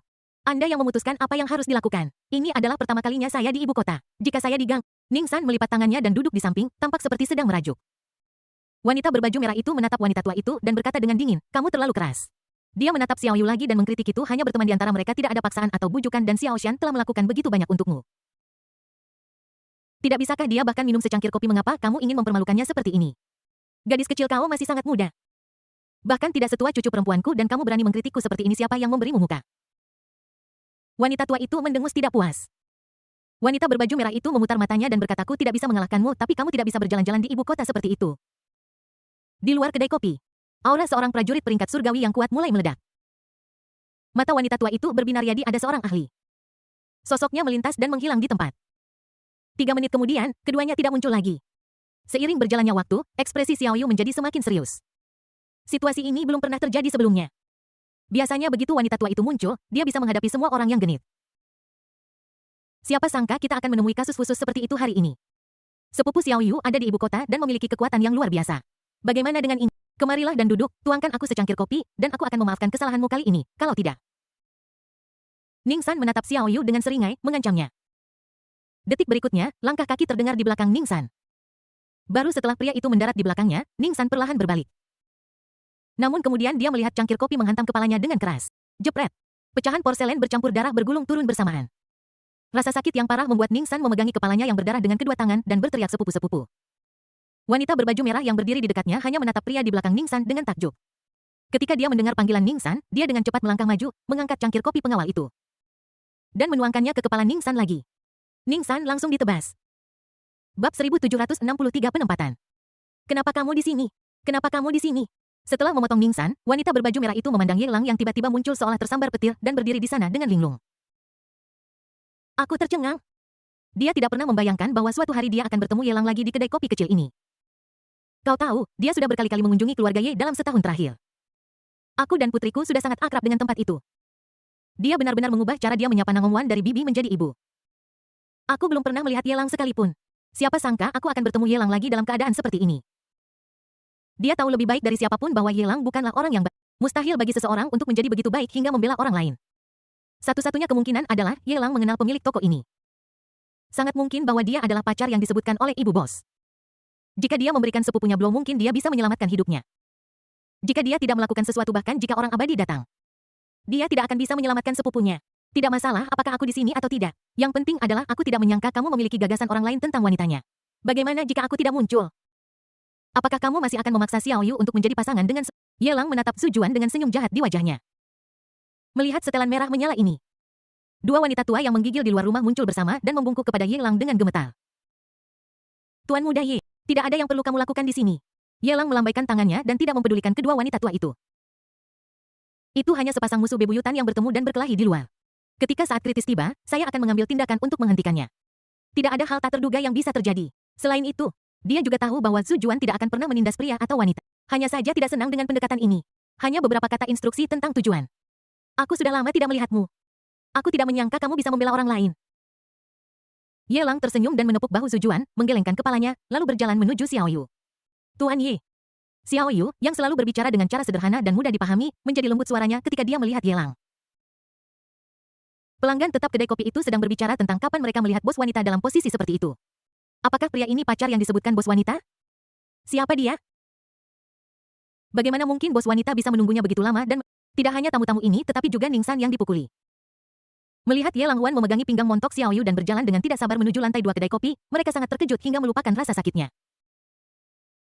Kemudian mereka sangat marah. Mereka melihat Su Juan dan berkata dengan marah, "Sepupu, kau memukulku. Kau benar-benar memukulku dengan cangkir." Su Juan merendahkan suaranya dan menegurnya, "Diam, jangan bicara omong kosong. Aku menyelamatkanmu. Siapa dia? Aku tidak menerimanya. Mengapa dia bisa memilikinya tetapi mungkinkah keluarga Ningku bahkan tidak mampu menikahi pemilik kedai kopi kecil?" Su Juan merasa cemburu ketika dia melihat Ye Lang memeluk Xiao Yu dan pergi tanpa memanggilnya. Tetapi dia juga tahu bahwa dia telah melanggar tabu besar Ye Lang. Ada keluhan yang tidak dapat diungkapkan dengan kata-kata. Ketika dia melihat sepupunya yang bodoh itu lagi, dia bahkan lebih marah dan berkata, "Menyerahlah saja." Mustahil. Xiao Yu jelas bukan wanita seperti itu. Saya telah menyelidiki perilakunya selama setahun terakhir dan dia tidak pernah memiliki kontak dekat dengan pria lain, apalagi kontak dengan pria ini. Bahkan jika dia benar-benar pacarnya. Aku tidak percaya bahwa Xiao Yu bisa tetap begitu suci selama setahun terakhir hanya untuk menunggunya dan menghindari pria lain sampai sedemikian ekstrim. Ningsan tahu status sepupunya di ibu kota. Dia menunjuk punggung Ye Lang dan berkata dengan gigi terkatup. "Sepupu, siapa pria ini? Kenapa kamu tahu banyak tentang dia dan Xiao Yu barusan?" "Jelas sekali kamu tidak mengenal Xiao Yu. Namanya adalah Ye Lang." Su Juan hanya menjawab dengan dingin. Hanya namanya saja sudah menyebabkan suara berdengung di benak Ningsan. Ye Lang. Bukankah itu putra sulung dari keluarga Ye di ibu kota? Apakah dia orang terkuat yang membalikkan keadaan dalam perang pesawat saat itu? Aku belum pernah melihatnya, tapi aku pernah mendengar namanya. Terlebih lagi, dia sepertinya telah mendengar beberapa rumor bahwa sepupunya juga memiliki hubungan yang rumit dengan putra sulung keluarga Ye. "Kenapa kau masih berdiri di sana? Apakah kamu kesal karena aku marah padamu?" Ye Lang berjalan ke sudut lantai 2 melihat kembali ke Su Juan dan menanyainya dengan kerutan tidak puas. Mendengar ini Su Juan yang awalnya tidak senang tersenyum bahagia dan bergegas menyusul. Ye Lang tidak marah. Jaket kulit merah menyala membentuk pemandangan yang indah. Ningsan yang melihat adegan ini dari belakang. Mulutnya berkedut liar. Ada kebencian yang tak terkatakan di matanya. Tidak heran. Tidak heran sepupu saya tahu begitu banyak tentang urusan pribadi antara Ye Lang dan Xiao Yu. Sialan, dia tidak mau menerimanya. Aku tidak bisa menelak. Batu besar yang membebani hatiku tidak bisa diletakkan. Kafe itu dengan cepat diblokir. Ningsan dan pengawal-pengawalnya, yang seperti anjing mati, diusir. Ding selamat kepada tuan rumah karena mendapatkan nilai penjahat Xuan Huang takdir plus 1000 catatan peningkatan potensi putri keberuntungan telah ditumpangkan. Ding selamat kepada tuan rumah karena mendapatkan nilai penjahat Xuan Huang takdir plus 100016. Ding. Selamat kepada tuan rumah karena telah mendapatkan nilai penjahat takdir Xuan Huang plus 1000. Ding selamat kepada tuan rumah karena telah memicu amplifikasi keterampilan pasif. Selamat kepada tuan rumah karena telah mendapatkan nilai penjahat Xuan Huang takdir plus 27000. Sejumlah waktu yang tidak diketahui telah berlalu sebelum Xiao Yu dan Su Juan merasakan energi yang tak terbayangkan di tubuh mereka setelah meminum obatnya. Mereka bergumam dengan kagum, "Tuan Ye. Apa sebenarnya yang kamu berikan kepada kami untuk dimakan barusan? Mengapa aku merasa memiliki energi yang tak ada habisnya di tubuhku, seolah-olah aku menjadi 10.000 kali lebih kuat? Itu hanya beberapa pil kecil yang cukup bagimu untuk menembus alam langit dalam waktu yang cukup. Namun, karena kendala dunia ini, kamu tidak dapat mencapai level itu." Ye Lang sama sekali tidak pelit terhadap Xiao Yu dan Su Juan. Dia dapat dengan mudah mempelajari beberapa perbuatan kedua wanita itu setelah mereka tinggal di Blue Star. Mereka semua bersikap sopan dan tidak melampaui batas. Ini untuk melindungi diri sendiri. Pada saat yang sama, hal ini juga untuk melindungi potensi kebersihannya. Dapat dikatakan bahwa dia sangat puas. Memberikan beberapa harta karun alami yang terobosan tidak hanya dapat meningkatkan potensi tetapi juga memperpanjang umur. Kenapa tidak melakukannya? Dia tidak menyangka bahwa potensi ini bisa diubah menjadi nilai sesuatu lebih baik daripada tidak sama sekali. Yelang. Will you leave again? Zhu Juan teringat akan keluhan dan kerinduan yang dia rasakan selama setahun terakhir dan tidak rela melihat Yelang pergi lagi. Saya tidak tahu apa yang terjadi pada gerbang rumah. Laterit rusak tanpa bisa dijelaskan dan kami tidak bisa lagi masuk. Jika Anda pergi lagi kali ini, bisakah Anda membawa kami bersama? Yelang menggelengkan kepalanya. Matanya menjadi dalam. Dia bersandar di kepala tempat tidur dan mematikan puntung rokok di atas. Tidak masalah bagimu untuk tetap di bintang biru. Belum lagi apakah aku bisa membawamu pergi sekarang. Bahkan jika kamu pergi ke dunia Xuan Huang, waktu pertemuan antara kamu dan aku akan sangat jarang. Bahkan Yelang tidak tahu apa konsekuensi yang akan terjadi jika dia memasuki area terlarang di mana bahkan leluhur es pun adalah prajurit yang gugur lagi. Semakin sedikit titik lemah yang ada, yang lebih baik. Biarkan saya mengatakannya terus. Jika Anda terlalu banyak mengambil ke dunia Xuan Huang, itu akan menjadi beban. Akan lebih baik untuk tetap di Blue Starit, akan lebih aman. Kalau begitu aku akan tetap di sini dan terus menunggumu Tuan Ye. Xiao Yu menjawab dengan penuh perhatian. Dia tahu betapa kuatnya laki-laki itu. Tidak akan ada lagi tuntutan yang berlebihan. Bahkan jika aku hanya memikirkannya, aku akan datang mencarinya. Dia juga merasa puas. Betul. Zhu Juan tiba-tiba berbicara. Dia teringat sesuatu dan bergumam dengan curiga selama kamu tidak berada di keluarga Ye aku pergi ke sana berkali-kali bertemu kakek dan ibu berkali-kali.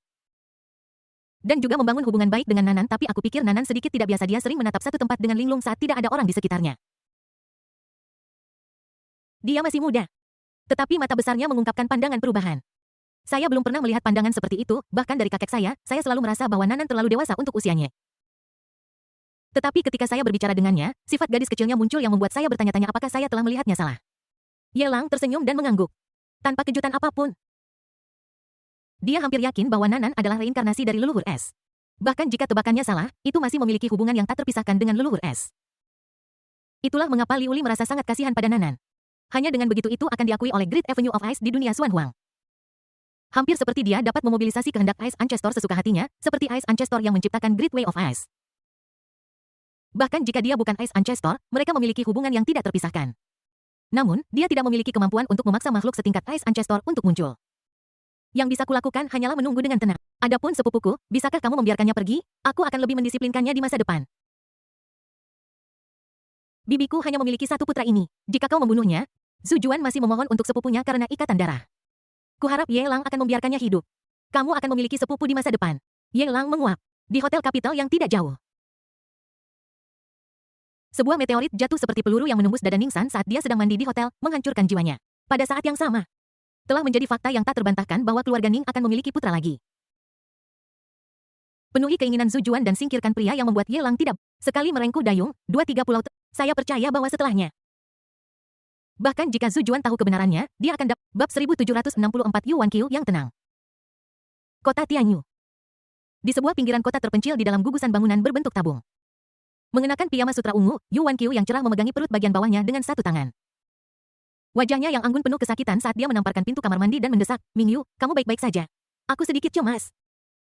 Bisa minggir? Diikuti oleh serangkaian suara siraman. Pintu kamar mandi akhirnya dibuka dari dalam. Yuan Qiu bergegas masuk dengan tidak sabar dan sama sekali tidak menyadari bahwa Zhao Mingyu sedang menyekat telapak tangannya dengan handuk wajah. Tidak ada jejak air yang mengalir di wastafel. Yuan Qiu menyatukan lututnya yang seputih es jongkok menekan lututnya dengan kedua tangan. Dan memiringkan leher putihnya yang lembut seolah merasa lega. Dia menghela napas panjang lalu melirik Zhao Mingyu yang linglung di pintu masuk dan berkata dengan tidak puas, Mingyu. Apa yang kamu lakukan selama ini? Mengapa kamu sering mengunci diri di kamar tanpa mandi atau pergi ke toilet? Mengapa butuh waktu lama sekali? Zhao Mingyu perlahan terbangun dari lamunannya. Dia membelai rambut hitam di pelipisnya dan bernapas sedikit canggung. Dia memutar matanya dengan kesal. Apakah aku perlu melapor padamu bahkan jika aku terlalu lama di kamar mandi? Apakah karena Ye Lang sudah lama tidak menemuimu sehingga kamu merasa tidak nyaman dan sengaja mengambil kesempatan ini untuk marah? Bagaimana ini terkait dengan Ye Lang? Alis cantik Yuan Qiu sedikit berkerut. Di depan Zhao Mingyu tidak ada batasan sama sekali. Dia menurunkan keliman gaun tidur sutra buram ungunya dan mencuci telapak tangannya di wastafel. Amarah di hatiku berangsur-angsur memudar bersama suara air yang mengalir. Dia bukan orang yang suka berkelahi dan selalu tenang. Hanya urgensi yang dia rasakan sebelumnya yang menyebabkan perubahan halus dalam suasana hatinya. Pada saat ini dia santai dan kembali ke ekspresi damainya. Dia tidak punya niat untuk berdebat dengan Zhao Mingyu lagi. Saat melewati Zhao Mingyu, hanya angin harum yang tertinggal. Melihat punggung Yuan Qiu, Zhao Mingyu menggigit bibirnya, wajahnya yang anggun penuh dengan keengganan. Mengapa Yu Wanqiu yang memiliki kepribadian tidak konfrontatif masih memiliki status setinggi itu di hati Ye Lang? Mengapa Yu Wanqiu bisa menjadi tokoh utama wanita yang berpasangan dengan Ye Lang tetapi dia tidak bisa? Mengapa hanya Yu Wanqiu yang bisa menanggung Ye Lang sementara dia hanya bisa bersembunyi di sudut kosong sendirian untuk menghibur diri? Kau tahu, 10 tahun yang lalu, reputasinya bahkan lebih besar dari Yu Wanqiu. Bahkan sekarang, dia tidak berpikir bahwa penampilannya lebih rendah dari Yu Wanqiu. Perlakuan tidak adil seperti itu membuatnya merasa sangat marah. Ketika Anda menghadapi masalah, Anda memilih untuk melarikan diri. Ketika Anda dituduh, Anda memilih untuk mengabaikannya. Karena karakter Anda yang tidak konfrontatif itulah Ye Lang akan melupakan Anda. Dalam 1 tahun terakhir ini, apakah kamu yakin Ye Lang tidak pernah kembali sekalipun? Atau apakah karena kamu tidak bertarung atau bersaing sehingga Ye Lang tidak menganggapmu serius sama sekali? Mungkin suatu hari Ye Lang tiba-tiba ingin datang ke tempatmu. Tetapi dia menyerah karena obstruksi yang disengaja oleh orang lain. Zhao Mingyu melihat punggung Yu Wanqiu yang anggun menyalahkan dan mengajarinya pelajaran. Langkah kaki yang pelan perlahan berhenti. Yu Wanqiu tidak menoleh ke belakang, hanya sedang berpikir keras. Dia merasa bahwa apa yang Zhao Mingyu katakan ada benarnya. Mungkinkah itu benar-benar karena dia tidak berkelahi atau berkompetisi sehingga Ye Lang melupakannya? Aku belum melihat Ye Lang selama lebih dari setahun. Tidak peduli siapa itu mereka akan merasa tidak enak. Belum lagi kepribadian Yu Wanqiu. Begitu dia memutuskan seseorang, dia tidak akan pernah berubah pikiran. Sejak Ye Lang membantu keluarga Yu memecahkan masalah besar, Yu Wanqiu telah menyetujui penindasan Ye Lang dan tidak lagi melawan. Dalam hatinya Ye Lang adalah prianya, satu-satunya pria. Namun, tidak lama setelah dia menegaskan perasaannya, Ye Lang meninggalkannya. Sampai sekarang belum pernah muncul lagi.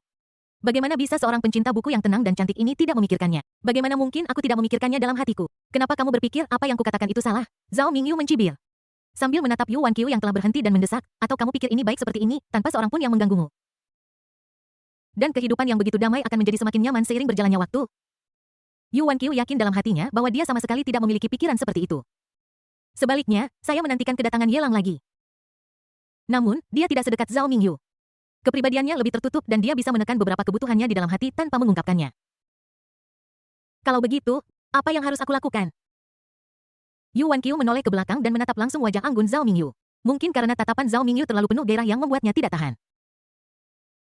Dia berjalan diam-diam ke sofa di ruang tamu duduk menepuk tempat duduk di sebelahnya, dan memberi isyarat agar Zhao Mingyu duduk juga. Saya rasa kamu lebih tahu dari siapapun apa yang harus dilakukan. Zhao Mingyu berjalan mengelilingi meja teh, menyeduh secangkir teh untuk Yu Wanqiu, dan mendorongnya di depannya. Lalu perlahan duduk di sampingnya, mengambil cangkir teh, dan menyesapnya. Beberapa status dapat dipicu oleh latar belakang keluarga. Tetapi sayangnya di depan keluarga Ye, semua identitas dan latar belakang menjadi debu. Tidak peduli seberapa kuat keluarga Anda. Itu tidak akan pernah bisa lebih kuat dari keluarga Ye. Jika Anda ingin Ye Lang berlama-lama, Anda harus mengambil inisiatif. Yu Wanqiu tidak dapat disangkal. Ini memang benar. Sepertinya Ye Lang hanya beberapa kali datang ke tempatnya. Pipi Yu Wanqiu sedikit memerah. Karena tuduhan Zhao Mingyu. Aku teringat beberapa kejadian masa lalu. Aku hanya merasakan rona merah menjalar dari leherku hingga ke belakang telingaku. Wajahku memerah dan sedikit panas. Tinju kecilnya mengepal tanpa sadar. Telapak tangannya menekan sofa dan bahkan jari-jari kakinya yang jernih di dalam sandal katunnya menegang. Butuh waktu lama hingga rona merah itu memudar. Yu Wanqiu melirik ke samping, tidak berani menatap langsung ke mata Zhao Mingyu, dan bertanya dengan lembut, maksudmu? Asalkan saya menunjukkan lebih banyak kemauan dan inisiatif dalam hal ini, saya bisa membuat Ye Lang lebih sering datang kepada saya.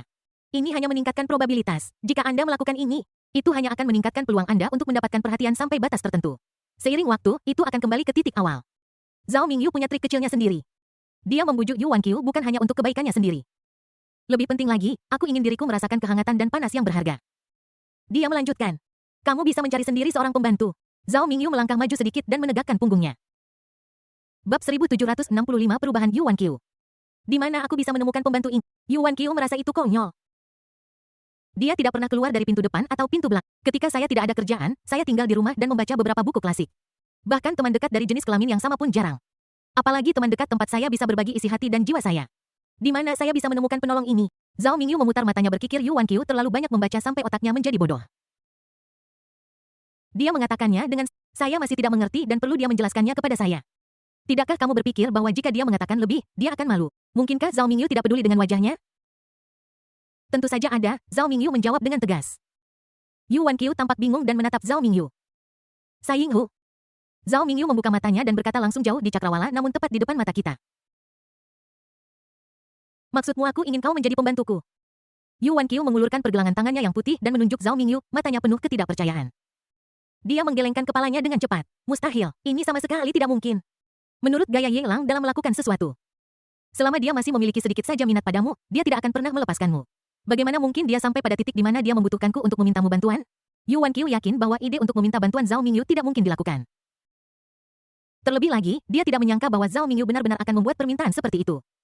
Itu benar-benar mengejutkannya. Kamu harus tahu bahwa putra sah Zhao Mingyu dibunuh oleh Ye Lang. Termasuk keluarga suami Zhao Mingyu dan keluarganya sendiri, semuanya dihancurkan secara langsung atau tidak langsung di tangan Ye Lang. Perseteruan darah yang begitu dalam dia tidak pernah berani membayangkan bahwa Zhao Mingyu benar-benar akan memiliki pemikiran seperti itu suatu hari nanti. Mingyu, mungkinkah karena Ye Lang terlalu sering menindasmu, kamu mengembangkan mentalitas korban dan gejala sindrom Stockholm? Yu Wanqiu melangkah maju dengan sedikit khawatir. Mengambil tangan Zhao Mingyu dan berkata dengan prihatin, bagaimana kalau kita pergi menemui psikolog? Dia menduga bahwa perilaku abnormal Zhao Mingyu selama periode ini mungkin terkait erat dengan masalah psikologis. Jika kamu sakit, kamu harus mencari perawatan tepat waktu. Jika situasinya berkembang lain, dia tidak ingin Zhao Mingyu mengalami masalah mental lagi. Jika itu terjadi, situasinya tidak akan aman. Apa yang sedang kau pikirkan? Zhao Mingyu benar-benar tidak tahan dengan tatapan Yu Wanqiu yang tampak penuh belas kasihan. Dengan tergesa-gesa membantah sambil menggertakkan gigi, bagaimana mungkin aku ingin berurusan dengan Ye Lang? Dia dan aku memiliki dendam darah. Dan aku berharap aku bisa mencabik-cabiknya menjadi... Aku berharap aku bisa membunuhnya dengan tanganku sendiri, jadi bagaimana aku bisa memiliki hubungan dengannya? Yu Wanqiu menghela napas lega dan mengangguk cepat. Itu bagus. Tentu saja, aku juga tahu bahwa aku tidak punya kemampuan untuk mengubah situasi saat ini. Aku hanya ingin membalasmu karena telah menyelamatkan hidupku dan memberikan bantuan agar kamu tidak terlalu kesepian dan melamun di balkon sepanjang waktu. Zhao Mingyu tidak menyerah dan berkata dengan serius, aku tidak perlu memiliki hubungan khusus dengan Ye Lang. Selama kamu berada di sisinya dan mengatakan lebih banyak hal baik untukku, aku bisa mengubah kesannya tentangku. Selama dia berhenti kesal padaku dan bahkan menyetujui keberadaanku, aku seringkali bisa mengatakan beberapa kata lagi dan mendapatkan lebih banyak kesempatan untukmu. Zhao Mingyu sedang berdalih. Dia secara alami tahu bahwa peluangnya untuk memiliki hubungan apapun dengan Ye Lang sangat tipis. Tapi dia tidak mau menyerah. Menurut pendapatnya, jika Ye Lang ingin membunuhnya, dia pasti sudah melakukannya sejak lama. Karena aku menyimpannya, aku akan memiliki beberapa pemikiran tentang dia, bahkan jika itu hanya sedikit saja. Dia bertanya pada dirinya sendiri. Penampilan dan sosoknya tidak kalah dengan orang lain. Selama dia bisa mendapatkan bantuan Yu Wanqiu, dia tidak perlu mengkhawatirkannya sendirian lagi. Mingyu, apa kamu yakin kamu tidak punya ide lain? Yu Wanqiu bertanya berulang-ulang dengan sedikit keraguan. Zhao Mingyu berdiri dengan marah dan berkata dengan geram, Yu Wanqiu. Aku memperlakukanmu sebagai teman, jadi aku akan mencoba segala cara untuk membantumu. Jika kamu pikir aku punya maksud lain, kamu tidak harus menerima saranku. Ye Lang itu, aku sangat membencinya sampai ke inti. Aku merasa jijik saat melihatnya. Bahkan jika dia mendekat 1 meter dariku. Aku merasa sakit. Kamu tidak benar-benar berpikir bahwa aku Zhao Mingyu telah jatuh serendah ini sehingga aku perlu menggunakan cara tercela seperti itu untuk merebut seorang pria darimu. Apakah kamu? Bahkan jika semua pria di dunia ini mati, aku tidak akan pernah jatuh cinta pada Ye Lang. Menatap Zhao Mingyu dengan serius. Yu Wanqiu menghela napas lega ketika dia melihat bahwa apa yang dia katakan sepertinya tidak bohong. Dalam hal ini, jika saya bertemu Ye Lang lagi di masa depan, saya akan mengatakan beberapa kata baik untuk Anda. Yu Wanqiu tidak menolak. Bahkan jika bukan untuk dirinya sendiri, tetapi hanya untuk Zhao Mingyu, dia akan melakukannya. Selama waktu Zhao Mingyu bersamanya, dia mengurus semua cucian dan masakan. Bisa dibilang dia adalah pelayan pribadi dan pengasuhnya. Bahkan jika tidak ada kredit, tetap ada kerja keras. Namun, begitu dia bertemu dengan Ye Lang, hasilnya akan sangat mengerikan. Sedemikian rupa sehingga sampai sekarang, tidak ada benda tajam di kediaman mereka. Dia takut kalau lain kali Ye Lang akan mengambilnya dan menghantamkan kepala Zhao Mingyu begitu keras hingga berdarah dan berakhir dalam kondisi yang menyedihkan. Wan Qiwo yang bisa kulakukan hanyalah mengisyaratkannya secara tidak langsung. Orang yang benar-benar perlu bekerja keras adalah kamu. Status dan posisi Zhao Mingyu membuatnya melihat banyak penjilat yang menjilat orang-orang berkuasa. Hanya dengan mengetahui caranya, Anda dapat menghilangkan kekhawatiran pihak lain. Ketika rencananya berhasil, dia tidak terlalu gembira tetapi tampak muram. Sepertinya akan ada kesulitan besar yang menunggu untuk mereka hadapi di masa depan. Pada awalnya, saran Zhao Mingyu cukup jujur dan serius. Seiring topik meluas, kata-kata secara bertahap menjadi abstrak. Seabstrak Yu Wanqiu. Kecantikan buku ini belum pernah dibaca di buku-buku. Ye Lang sangat membenciku, aku tidak bisa hidup dengannya. Tidak peduli apapun, aku tidak akan pernah melupakan kebencian ini. Sayang sekali sekarang semuanya berbeda, aku tidak akan pernah memiliki kesempatan untuk membalas dendam dalam hidup ini. Aku hanya bisa menekan kebencian ini di dalam hatiku. Untuk membalas budi karena telah menyelamatkanku, aku akan melakukan yang terbaik untuk memberimu status yang lebih tinggi di hati Ye Lang. Ingat apa yang kukatakan padamu. Ini dapat memiliki efek tak terduga pada saat-saat kritis. Zhao Mingyu menekankan lagi dan lagi, terlihat sangat serius. Sepertinya dia tidak mencari keuntungan pribadi. Dia bahkan melambaikan tangannya dengan kesal. Apa yang saya katakan, selama kamu mencernanya, itu akan cukup untuk membalikkan situasimu saat ini. Saya ada urusan lain, jadi saya tidak akan mengganggu Anda lagi. Dia bangun dan pergi dengan tergesa-gesa. Tidak ada lagi kemunafikan. Sepertinya dia membenci Ye Lang dan tidak bersedia melanjutkan topik tentang mencoba menyenangkan Ye Lang.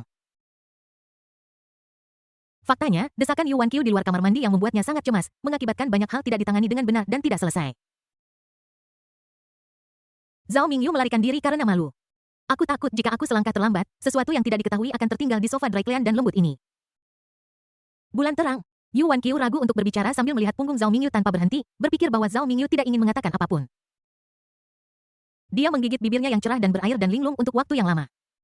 Ketika saya melihat ke balkon lagi, tidak ada lagi ketenangan masa lalu. Ini lebih tentang kegelisahan dan ketakutan batin. Dia berdiri dengan kaku dan terhuyung-huyung menuju kamar tidur. Aku terus menghibur diriku sendiri dalam hati. Ini belum waktunya baginya untuk bertemu Yelang. Selama dia menyesuaikan kondisi mentalnya selama periode waktu ini, dia bisa mencapai apa yang Zhao Mingyu katakan. Mungkin. Saya tidak tahu dari mana Mingyu mendapatkan semua informasi ini untuk sesaat. Sulit bagi saya untuk menerimanya. Yuan Qiu mengenakan piyama perlahan mendorong pintu hingga terbuka. Saat penglihatannya meluas, pandangannya menangkap sosok yang berbaring di dalam selimut hanya dalam sesaat. Kamu kembali. Yuan Qiu menatap wajah yang familiar dengan terkejut menatapnya dengan seringai. Jantung yang berdetak teratur. Mulai berdetak dengan cepat dan mendesak. Dia tidak pernah bermimpi bahwa akan ada kebetulan seperti itu di dunia ini. Tepat ketika Zhao Mingyu sedang berbicara dengannya tentang hal-hal ini, Yelang kebetulan kembali. Mungkinkah mereka membahasnya secara diam-diam di belakangnya? Namun ketika dia memikirkan tentang hubungan antara Zhao Mingyu dan Yelang, Yuan Qiu dengan cepat menolak spekulasi semacam itu. Kapan kamu kembali? Yuan Qiu ingin bersikap acuh tak acuh, tetapi kegembiraan halus di kedalaman mata indahnya tidak bisa disembunyikan dari mata jeli Yelang. Belum lagi setelah melihat Yelang. Frekuensi Yuan Qiu mengambil langkah menuju tempat tidur juga meningkat secara signifikan. Aku baru saja kembali, bukankah aku langsung datang menemuimu? Yelang dengan santai mengambil sebuah buku kuno di samping tempat tidur. Meliriknya dan berkata bercanda sambil tersenyum, aku baru saja mengganti buku baru. Buku apa ini namanya Ganwang? Yuan Qiu menggelengkan kepalanya, geli, kamu salah, buku itu Tuang yang berbicara tentang kehidupan sehari-hari seorang kepala suku serta jasa dan kekurangannya. Aku hanya membolak-baliknya dengan santai. Bahkan jika aku tidak sepenuhnya percaya apa yang dikatakan Yelang. Tetapi ketika Yuan Qiu mendengarnya, dia merasa bahagia dan sangat menikmatinya. Tidak masalah. Yelang tidak tersipu atau marah dan memberi isyarat kepada Yuan Qiu untuk mendekat. Kemudian dia mulai mencari topik pembicaraan. Kenapa? Aku baru saja mendengar kamu mengatakan sesuatu yang buruk tentang Zhao Mingyu, mengatakan bahwa dia berpura-pura patuh padamu, tetapi diam-diam tidak mematuhimu selama aku tidak ada. Yuan Qiu segera menggelengkan kepalanya dan dengan cepat membelanya. Bukan seperti itu, Mingyu memperlakukan aku dengan sangat baik. Selama kamu tidak ada, dia selalu mengikuti arahanku dan sangat ramah. Aku tahu kamu tidak memiliki kesan yang baik tentang Mingyu, tetapi orang akan berubah dan tidak mungkin bagi mereka untuk tetap tidak berubah. Setelah mengetahui bahwa beberapa hal tidak dapat dilakukan, dia juga akan berubah pikiran. Kalau tidak, dia hanya akan terjebak di masa lalu. Kamu dapat mengubah pandanganmu tentang Mingyu dengan tepat. Ya. Yelang bersenandung tanpa keberatan sedikit pun. Setelahnya, Yuan Qiu bersandar di bahu Yelang dengan kehangatan yang sunyi. Tak satu pun dari mereka berbicara dan tak satu pun dari mereka melakukan gerakan yang tidak perlu. Yuan Qiu sedang menikmati momen kehangatan ini. Setelah merasakan Yelang kembali, dia bersandar di lengannya. Dada hangat itu bisa sangat mengisi hatinya yang kosong. Namun Yelang punya maksud lain. Dia sedang menunggu. Sekarang belum lagi menyebutkan telinga dan matanya yang tajam, tidak mungkin baginya untuk tidak mengetahui apapun yang ingin dia ketahui. Dia mendengar dengan jelas apa yang dikatakan Zhao Mingyu dan Yuan Qiu di luar ruang tamu. Aku hanya merasa bahwa Zhao Mingyu adalah sesuatu yang istimewa. Beberapa cara tepat untuk menyenangkan pria sangat mengesankan sehingga bahkan dia harus memberikan jempol padanya. Saat Yuan Qiu sedang ragu-ragu, Yelang di sampingnya tahu segalanya. Dan menguap dengan malasnya, aku sangat lelah, aku akan tinggal di sini sebentar, aku harus pergi lagi. Masih banyak hal yang menungguku untuk diselesaikan, aku akan kembali mencarimu ketika aku punya waktu luang nanti. Agak dingin. Yuan Qiu memalingkan wajahnya. Malu untuk melihat Yelang. Namun dia berinisiatif untuk memeluk Yelang sambil gemetar. Bab 1766 kecantikan. Aku mungkin pergi lama kali ini, jadi aku akan meninggalkan beberapa hal untuk kamu bawa. Itu akan membantumu meningkatkan kebugaran fisikmu. Yelang tidak bertindak gegabah dengan lambaian tangannya, sejumlah harta karun alam yang mempesona melayang di udara. Dia segera memasukkannya ke dalam harta karun penyimpanan dan menyerahkannya kepada Yuan Qiu. Dia mengambil pil lain dan memasukkannya ke mulut Yuan Qiu. Kekuatan obat ringan mengalir perlahan ke tenggorokan Yuan Qiu. Tiba-tiba, kehangatan samar berangsur-angsur muncul di hatinya. Tetapi kata-kata Yelang membuat Yuan Qiu merasa cemas. Apakah kamu akan pergi lagi? Aku baru saja kembali dan aku akan pergi lagi. Dia juga mengatakan terus terang bahwa dia akan pergi untuk waktu yang lama. Apakah 1,5 tahun lagi atau lebih lama? Kesempatan itu cepat berlalu. Bagaimana jika Yelang kembali lain kali dan sedang terburu-buru, dia tidak akan datang menemuinya lagi? Apa yang harus dia lakukan? Pengingat Zhao Mingyu terus terngiang di benakku. Yuan Qiu memantapkan hatinya. Ding, selamat kepada tuan rumah karena telah mendapatkan nilai penjahat takdir Xuan Huang plus 1000. Catatan. Peningkatan potensi bakat telah ditumpangkan. Ding, selamat kepada tuan rumah karena mendapatkan nilai penjahat Xuan Huang takdir plus 1002. Di luar pintu, Zhao Mingyu meliriknya dari waktu ke waktu. Yuan Qiu tidak pantas mendapatkannya. Dia bahkan tidak pernah hamil seorang anak pun dari awal sampai akhir. Jika itu aku, bersama Ye Lang pasti akan memberi keluarga Ye seorang cucu laki-laki yang berharga. Pikiran di otak Zhao Mingyu mulai menjadi gila. Dengan tatapan obsesif di matanya, dia menatap punggung Ye Lang. Hanya ingin menggantikan posisi Yuan Qiu. Dia ingin memberitahu Ye Lang bahwa dia, Zhao Mingyu hanya sedikit lebih baik dari Yuan Qiu dan tidak lebih rendah darinya. Namun, sedikit kewarasan terakhir dalam benaknya menghentikannya untuk menjadi gila.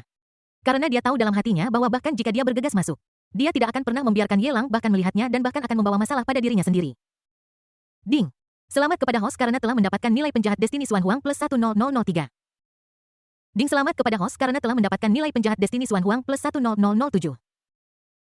Ding, selamat kepada host karena telah memicu amplifikasi keterampilan pasif. Selamat kepada host karena telah mendapatkan nilai penjahat Destiny Xuan Huang plus 6000. Ye Lang tidak pergi dalam beberapa hari berikutnya. Dia tinggal di gedung berbentuk tabung di kota Tianyu dan tinggal bersama Yuan Qiu. Yuan Qiu yang selalu pandai menjelaskan sesuatu dengan istilah sederhana, bahkan tetap tinggal di rumah. Itu adalah kesempatan langka bagiku untuk meninggalkan gedung tabung dan pergi berbelanja dengan Ye Lang, berbelanja di mall, di warung-warung kecil di jalan, dan makan hotpot Sichuan dan Chongqing yang sangat pedas hingga membuatku berkeringat deras. Aku selalu berpikir keterampilan memasak Mingyu sangat bagus di rumah, tetapi aku tidak menyangka bahwa beberapa warung kecil di jalan juga akan memiliki makanan yang begitu lezat. Yuan Qiu berdiri di depan warung cumi-cumi bakar mengambil gigitan kecil tentakel cumi-cumi dan menikmati rasanya. Banyak sekali orang yang lewat berhenti di sampingnya. Melihat wanita yang sangat cantik ini. Seperti peri yang hanya muncul di drama TV dengan efek khusus. Aku sangat terpana sesaat hingga kehilangan keinginan untuk membahas apapun. Saya tidak tahu berapa banyak orang tanpa pengetahuan tentang dunia yang ingin meminta informasi kontak saya. Bahkan jika saya ditolak, saya akan tetap merasa senang hanya dengan berbicara dengannya selama beberapa menit. Tetapi setelah melihat Ye Lang kembali dari membeli milk tea untuk Yuan Qiu, pengagum itu mengusap hidung mereka dan mencari alasan untuk mengambil ponsel mereka. Apa? Induk babi tua di rumah melahirkan. Oke, aku akan segera kembali. Anak pamananku yang ketiga ditangkap karena mendorong barel. Jangan khawatir, aku punya seseorang di atasku. Aku akan segera kembali. Cuci kakimu, ayo pergi. Ketika para pengagum melihat Ye Lang dan Yuan Qiu bersama, para pengagum menyerah pada ide itu. Biarkan saya bertanya, apakah mereka layak berdiri di samping Yuan Qiu? Hanya pria seperti Ye Lang yang sedikit lebih tampan dari mereka, yang bisa berdiri di samping Yuan Qiu tanpa terlihat tidak pada tempatnya. Tidak ada dendam pada bunga yang tertancap di kotoran sapi. Kamu harus lebih sering keluar rumah jika kamu selalu tinggal di rumah. Kamu tidak tahu betapa menawannya dirimu. Kamu selalu hidup dalam buku dan tidak tahu betapa indahnya dan hidupnya dunia ini dan betapa cantiknya dirimu. Ye Lang menyerahkan teh susu itu kepada Yuan Qiu. Di tangannya masih memegang cangkir teh susu yang Xiao Liuli pesan saat pertama kali bertemu. Setelah menyesap, Ye Lang melirik Yuan Qiu dengan senyum penuh arti di wajahnya. Jika ada kesempatan, aku akan memperkenalkan Xiao Liuli padamu. Kalian berdua memiliki banyak kepribadian yang mirip. Kalian pasti akan sangat akrab dengannya. Apakah itu wanita berpakaian istana yang muncul di kota Tianhai? Yuan Qiu memegang teh susu dengan kedua tangannya dan mengangkat matanya yang indah saat dia menjawab. Dibandingkan dengan wanita yang luar biasa seperti itu, aku sangat rendah hati. Tidak perlu merendahkan dirimu sendiri. Setidaknya dibandingkan dengan murid-muridnya, saya percaya Xiao Liuli lebih senang berbicara denganmu. Ye Lang menemani Yuan Qiu dan berjalan dari pusat kota ke jalan pedesaan. Matahari yang terbenam meregangkan bayangan kedua orang itu menjadi sangat panjang. Seperti bayangan seseorang, tidak ada celah sama sekali. Di tanggul pantai, langkah kaki Yuan Qiu perlahan berhenti. Dia bersandar di bahu Ye Lang dan berinisiatif untuk berkata, kamu sudah berada di sini selama 3 hari, sudah waktunya untuk pergi, kan? Kamu tidak perlu khawatir tentang pikiranku. Sebagian besar waktu aku membaca sendirian dan aku tidak merasa kesepian terlebih lagi. Aku memiliki bulan purnama yang cerah untuk menemaniku. Aku menjalani hidup yang bebas dan bahagia. Jika kamu memiliki sesuatu yang mendesak untuk ditangani, segera pergi ke sana dan jangan menunda hal-hal penting. Yuan Qiu sangat pandai mengamati perkataan dan ekspresi orang. Mungkin karena aku tidak suka banyak bicara. Biarkan dia mengembangkan kebiasaan observasi. Hanya dari beberapa kata-kata Ye Lang dan perubahan ekspresinya. Aku tahu bahwa Ye Lang harus pergi untuk suatu urusan. Tanpa menunggu Ye Lang berbicara, dia sendiri yang mengatakannya. Itu tidak akan membuat segalanya menjadi sulit bagi Ye Lang. Berjalanlah sedikit lebih jauh dan aku akan mengantar. Ye Lang mengangguk, menundukkan kepalanya, dan terus berjalan maju. Keduanya berjalan sangat pelan. Butuh lebih dari 1 jam untuk kembali ke gedung tabung. Ye Lang berhenti menjentikkan jari ke dahi Yuan Qiu yang mulus. Dan berjanji dengan sungguh-sungguh, ketika kamu kembali saya akan memperkenalkanmu kepada banyak teman.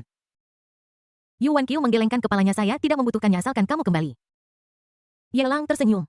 Apa yang Anda butuhkan? Di bawah tatapan Yuan Qiu, Ye Lang berbalik dan pergi. Dia tidak pergi sampai dia mencapai sudut. Yuan Qiu berada dalam keadaan linglung seperti seorang wanita yang menunggu suaminya kembali. Baru setelah malam tiba saya menyadari bahwa Ye Lang telah pergi. Menyembunyikan kekecewaan batinnya, dia kembali ke kediamannya dengan linglung. Kamar tanpa Ye Lang membuat Yuan Qiu merasa kosong dan sedih. Aku tidak ingin tinggal lebih lama lagi. Aku hanya ingin meringkuk di dalam selimut yang masih berbau Ye Lang dan tidur nyenyak. Bab 1767 Bintang Biru Aneh 2 dalam 1.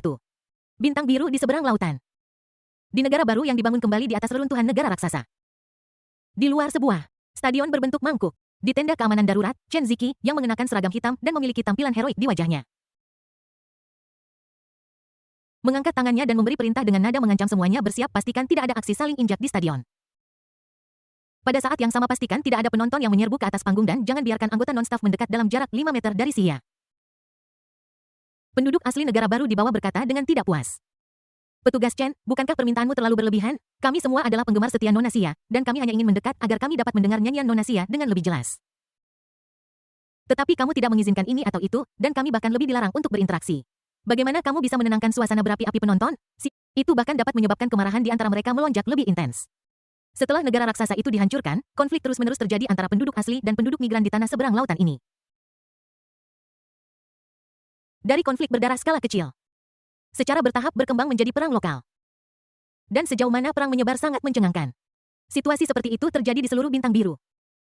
Perubahan kekuasaan pasti akan menyebabkan perbedaan. Ketika ada ketidaksepakatan, cara terbaik untuk menyelesaikannya adalah dengan melihat siapa yang memiliki tinju yang... Hal ini menyebabkan banyak orang tak berdosa terkena dampak perang, nyawa mereka hilang. Dan orang-orang menderita karena kesengsaraan. Dalam lingkungan di mana amarah dan perang saling terkait, Xia, yang tubuhnya telah mengalami mutasi, menjadi sangat penting. Xia pernah mengadakan konser di sebuah negara kecil atas undangan penggemar. Pada konser itu, ada dua kubu yang berlawanan yang hadir. Setelah mendengarkan nyanyian Xia, kedua belah pihak merasa seolah jiwa mereka disucikan. Mereka benar-benar bernegosiasi dengan jujur, meletakkan senjata mereka, dan mencari solusi damai. Hasil seperti itu tidak hanya mengejutkan tempat-tempat lain di mana perang pecah, tetapi bahkan kerajaan naga pun merasa sulit dipercaya. Karena beberapa alasan yang tidak diketahui, Xia diberi gelar Dewi Perdamaian. Konser diadakan di seluruh bintang biru. Di mana ada konflik, kita bisa menyelesaikannya, di mana tidak ada konflik, kita bisa mengurangi tingkat kriminalitas. Tiba-tiba, ketenaran Xia di Blue Star mulai meroket. Jumlah penggemarnya telah meroket menjadi lebih dari 2 miliar. Dibandingkan dengan superstar internasional manapun di masa lalu. Dia bahkan lebih terkenal dan bisa dikatakan sebagai nama rumah tangga. Anda tahu, lebih dari 2 miliar penggemar ini semuanya adalah penggemar aktif.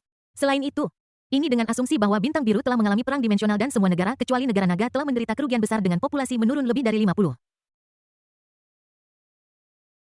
Bahkan ketika Xia melakukan tur, dia mengirim seseorang seperti Chen Ziki yang memegang kekuasaan untuk mengawalnya. Chen Ziki melihat penduduk asli yang tidak puas di bawah dan berteriak dengan dingin. Lakukan seperti yang aku katakan. Tidak seorang pun diizinkan mendekati Xia apapun yang terjadi. Sebagai seorang pejabat yang bertanggung jawab untuk melindunginya, dia tahu betul betapa bersemangatnya penggemar Xia.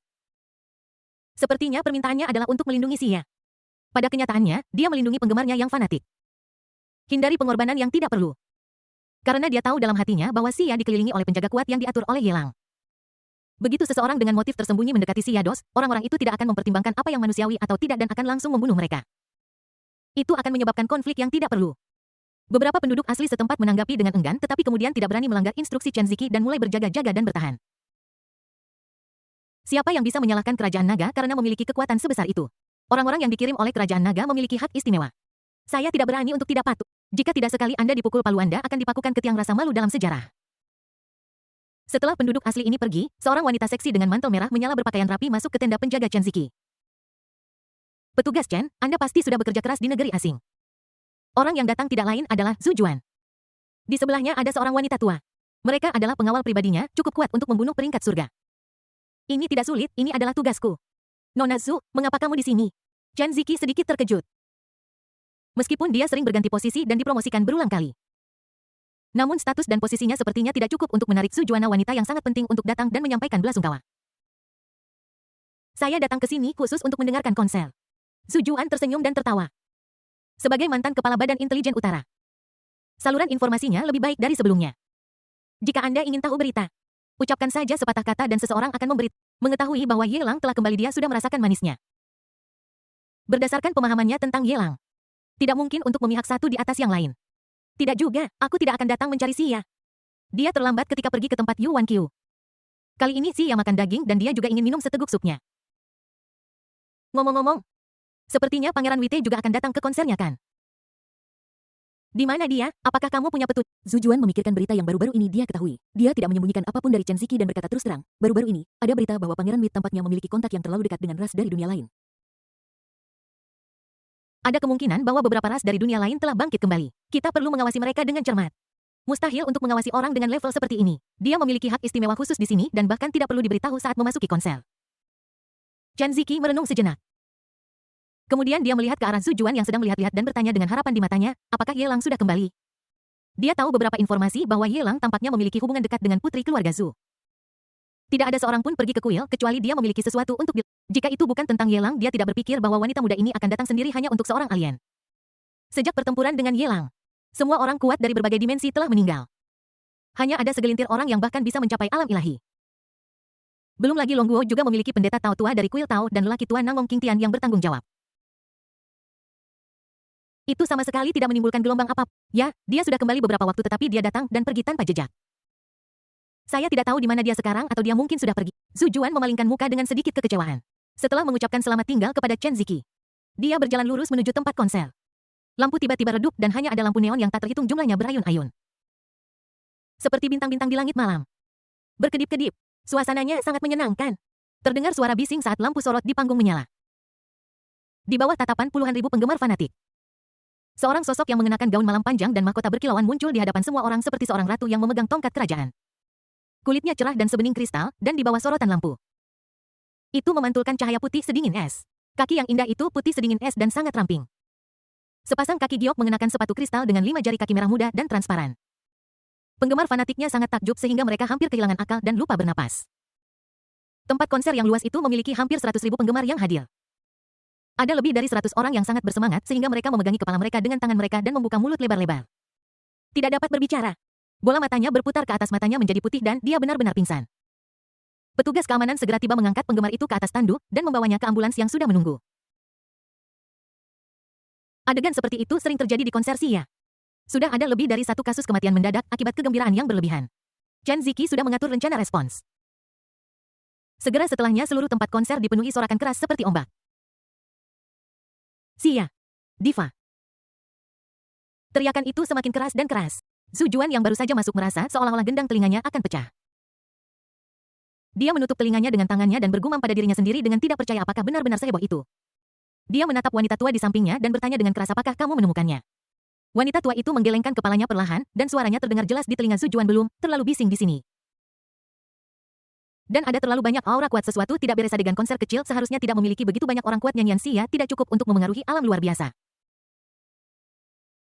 Itu tidak akan memengaruhi orang-orang kuat tingkat bumi dan tingkat surga. Temukan Anda harus menemukan Wit dan juga. Kamu harus melindungi keselamatan Xia dan jangan biarkan dia terluka. Aku punya kekuatan untuk melindungi diriku sendiri. Zhu Juan memberikan perintah itu kepada wanita tua itu tanpa bertanya. Dia datang ke sini hanya untuk berhubungan seks. Jika dia membuat Xia tidak bahagia, semua usahanya akan sia-sia. Jika kamu bisa menyelamatkan Xia tepat waktu, kebaikanmu akan lebih besar dari surga. Dia juga memiliki harga diri untuk mengangkat kepalanya di depan Xia. Bagus. Setelah wanita tua itu setuju, dia mulai mencari semua orang kuat di konser itu satu persatu. Dari sudut yang tidak diketahui, seorang pria berkulit hitam berusia 70 tahun dengan mata coklat dan rambut keriting yang dikeriting mengocok gelas anggur merah di tangannya dan menatap Xia dengan kagum saat dia bernyanyi dengan brilian di atas panggung dengan suara merdu. Dia adalah kecantikan yang langka. Dan dia juga seorang penyanyi dari negara naga tidak buruk. Sungguh bagus, kita bisa melakukan dua hal sekaligus dengan menjatuhkannya. Di sebelah pria itu seorang pelayan datang kepadanya dan berbisik, yang mulia, tampaknya ada ahli peringkat surgawi dari negara naga di konser itu.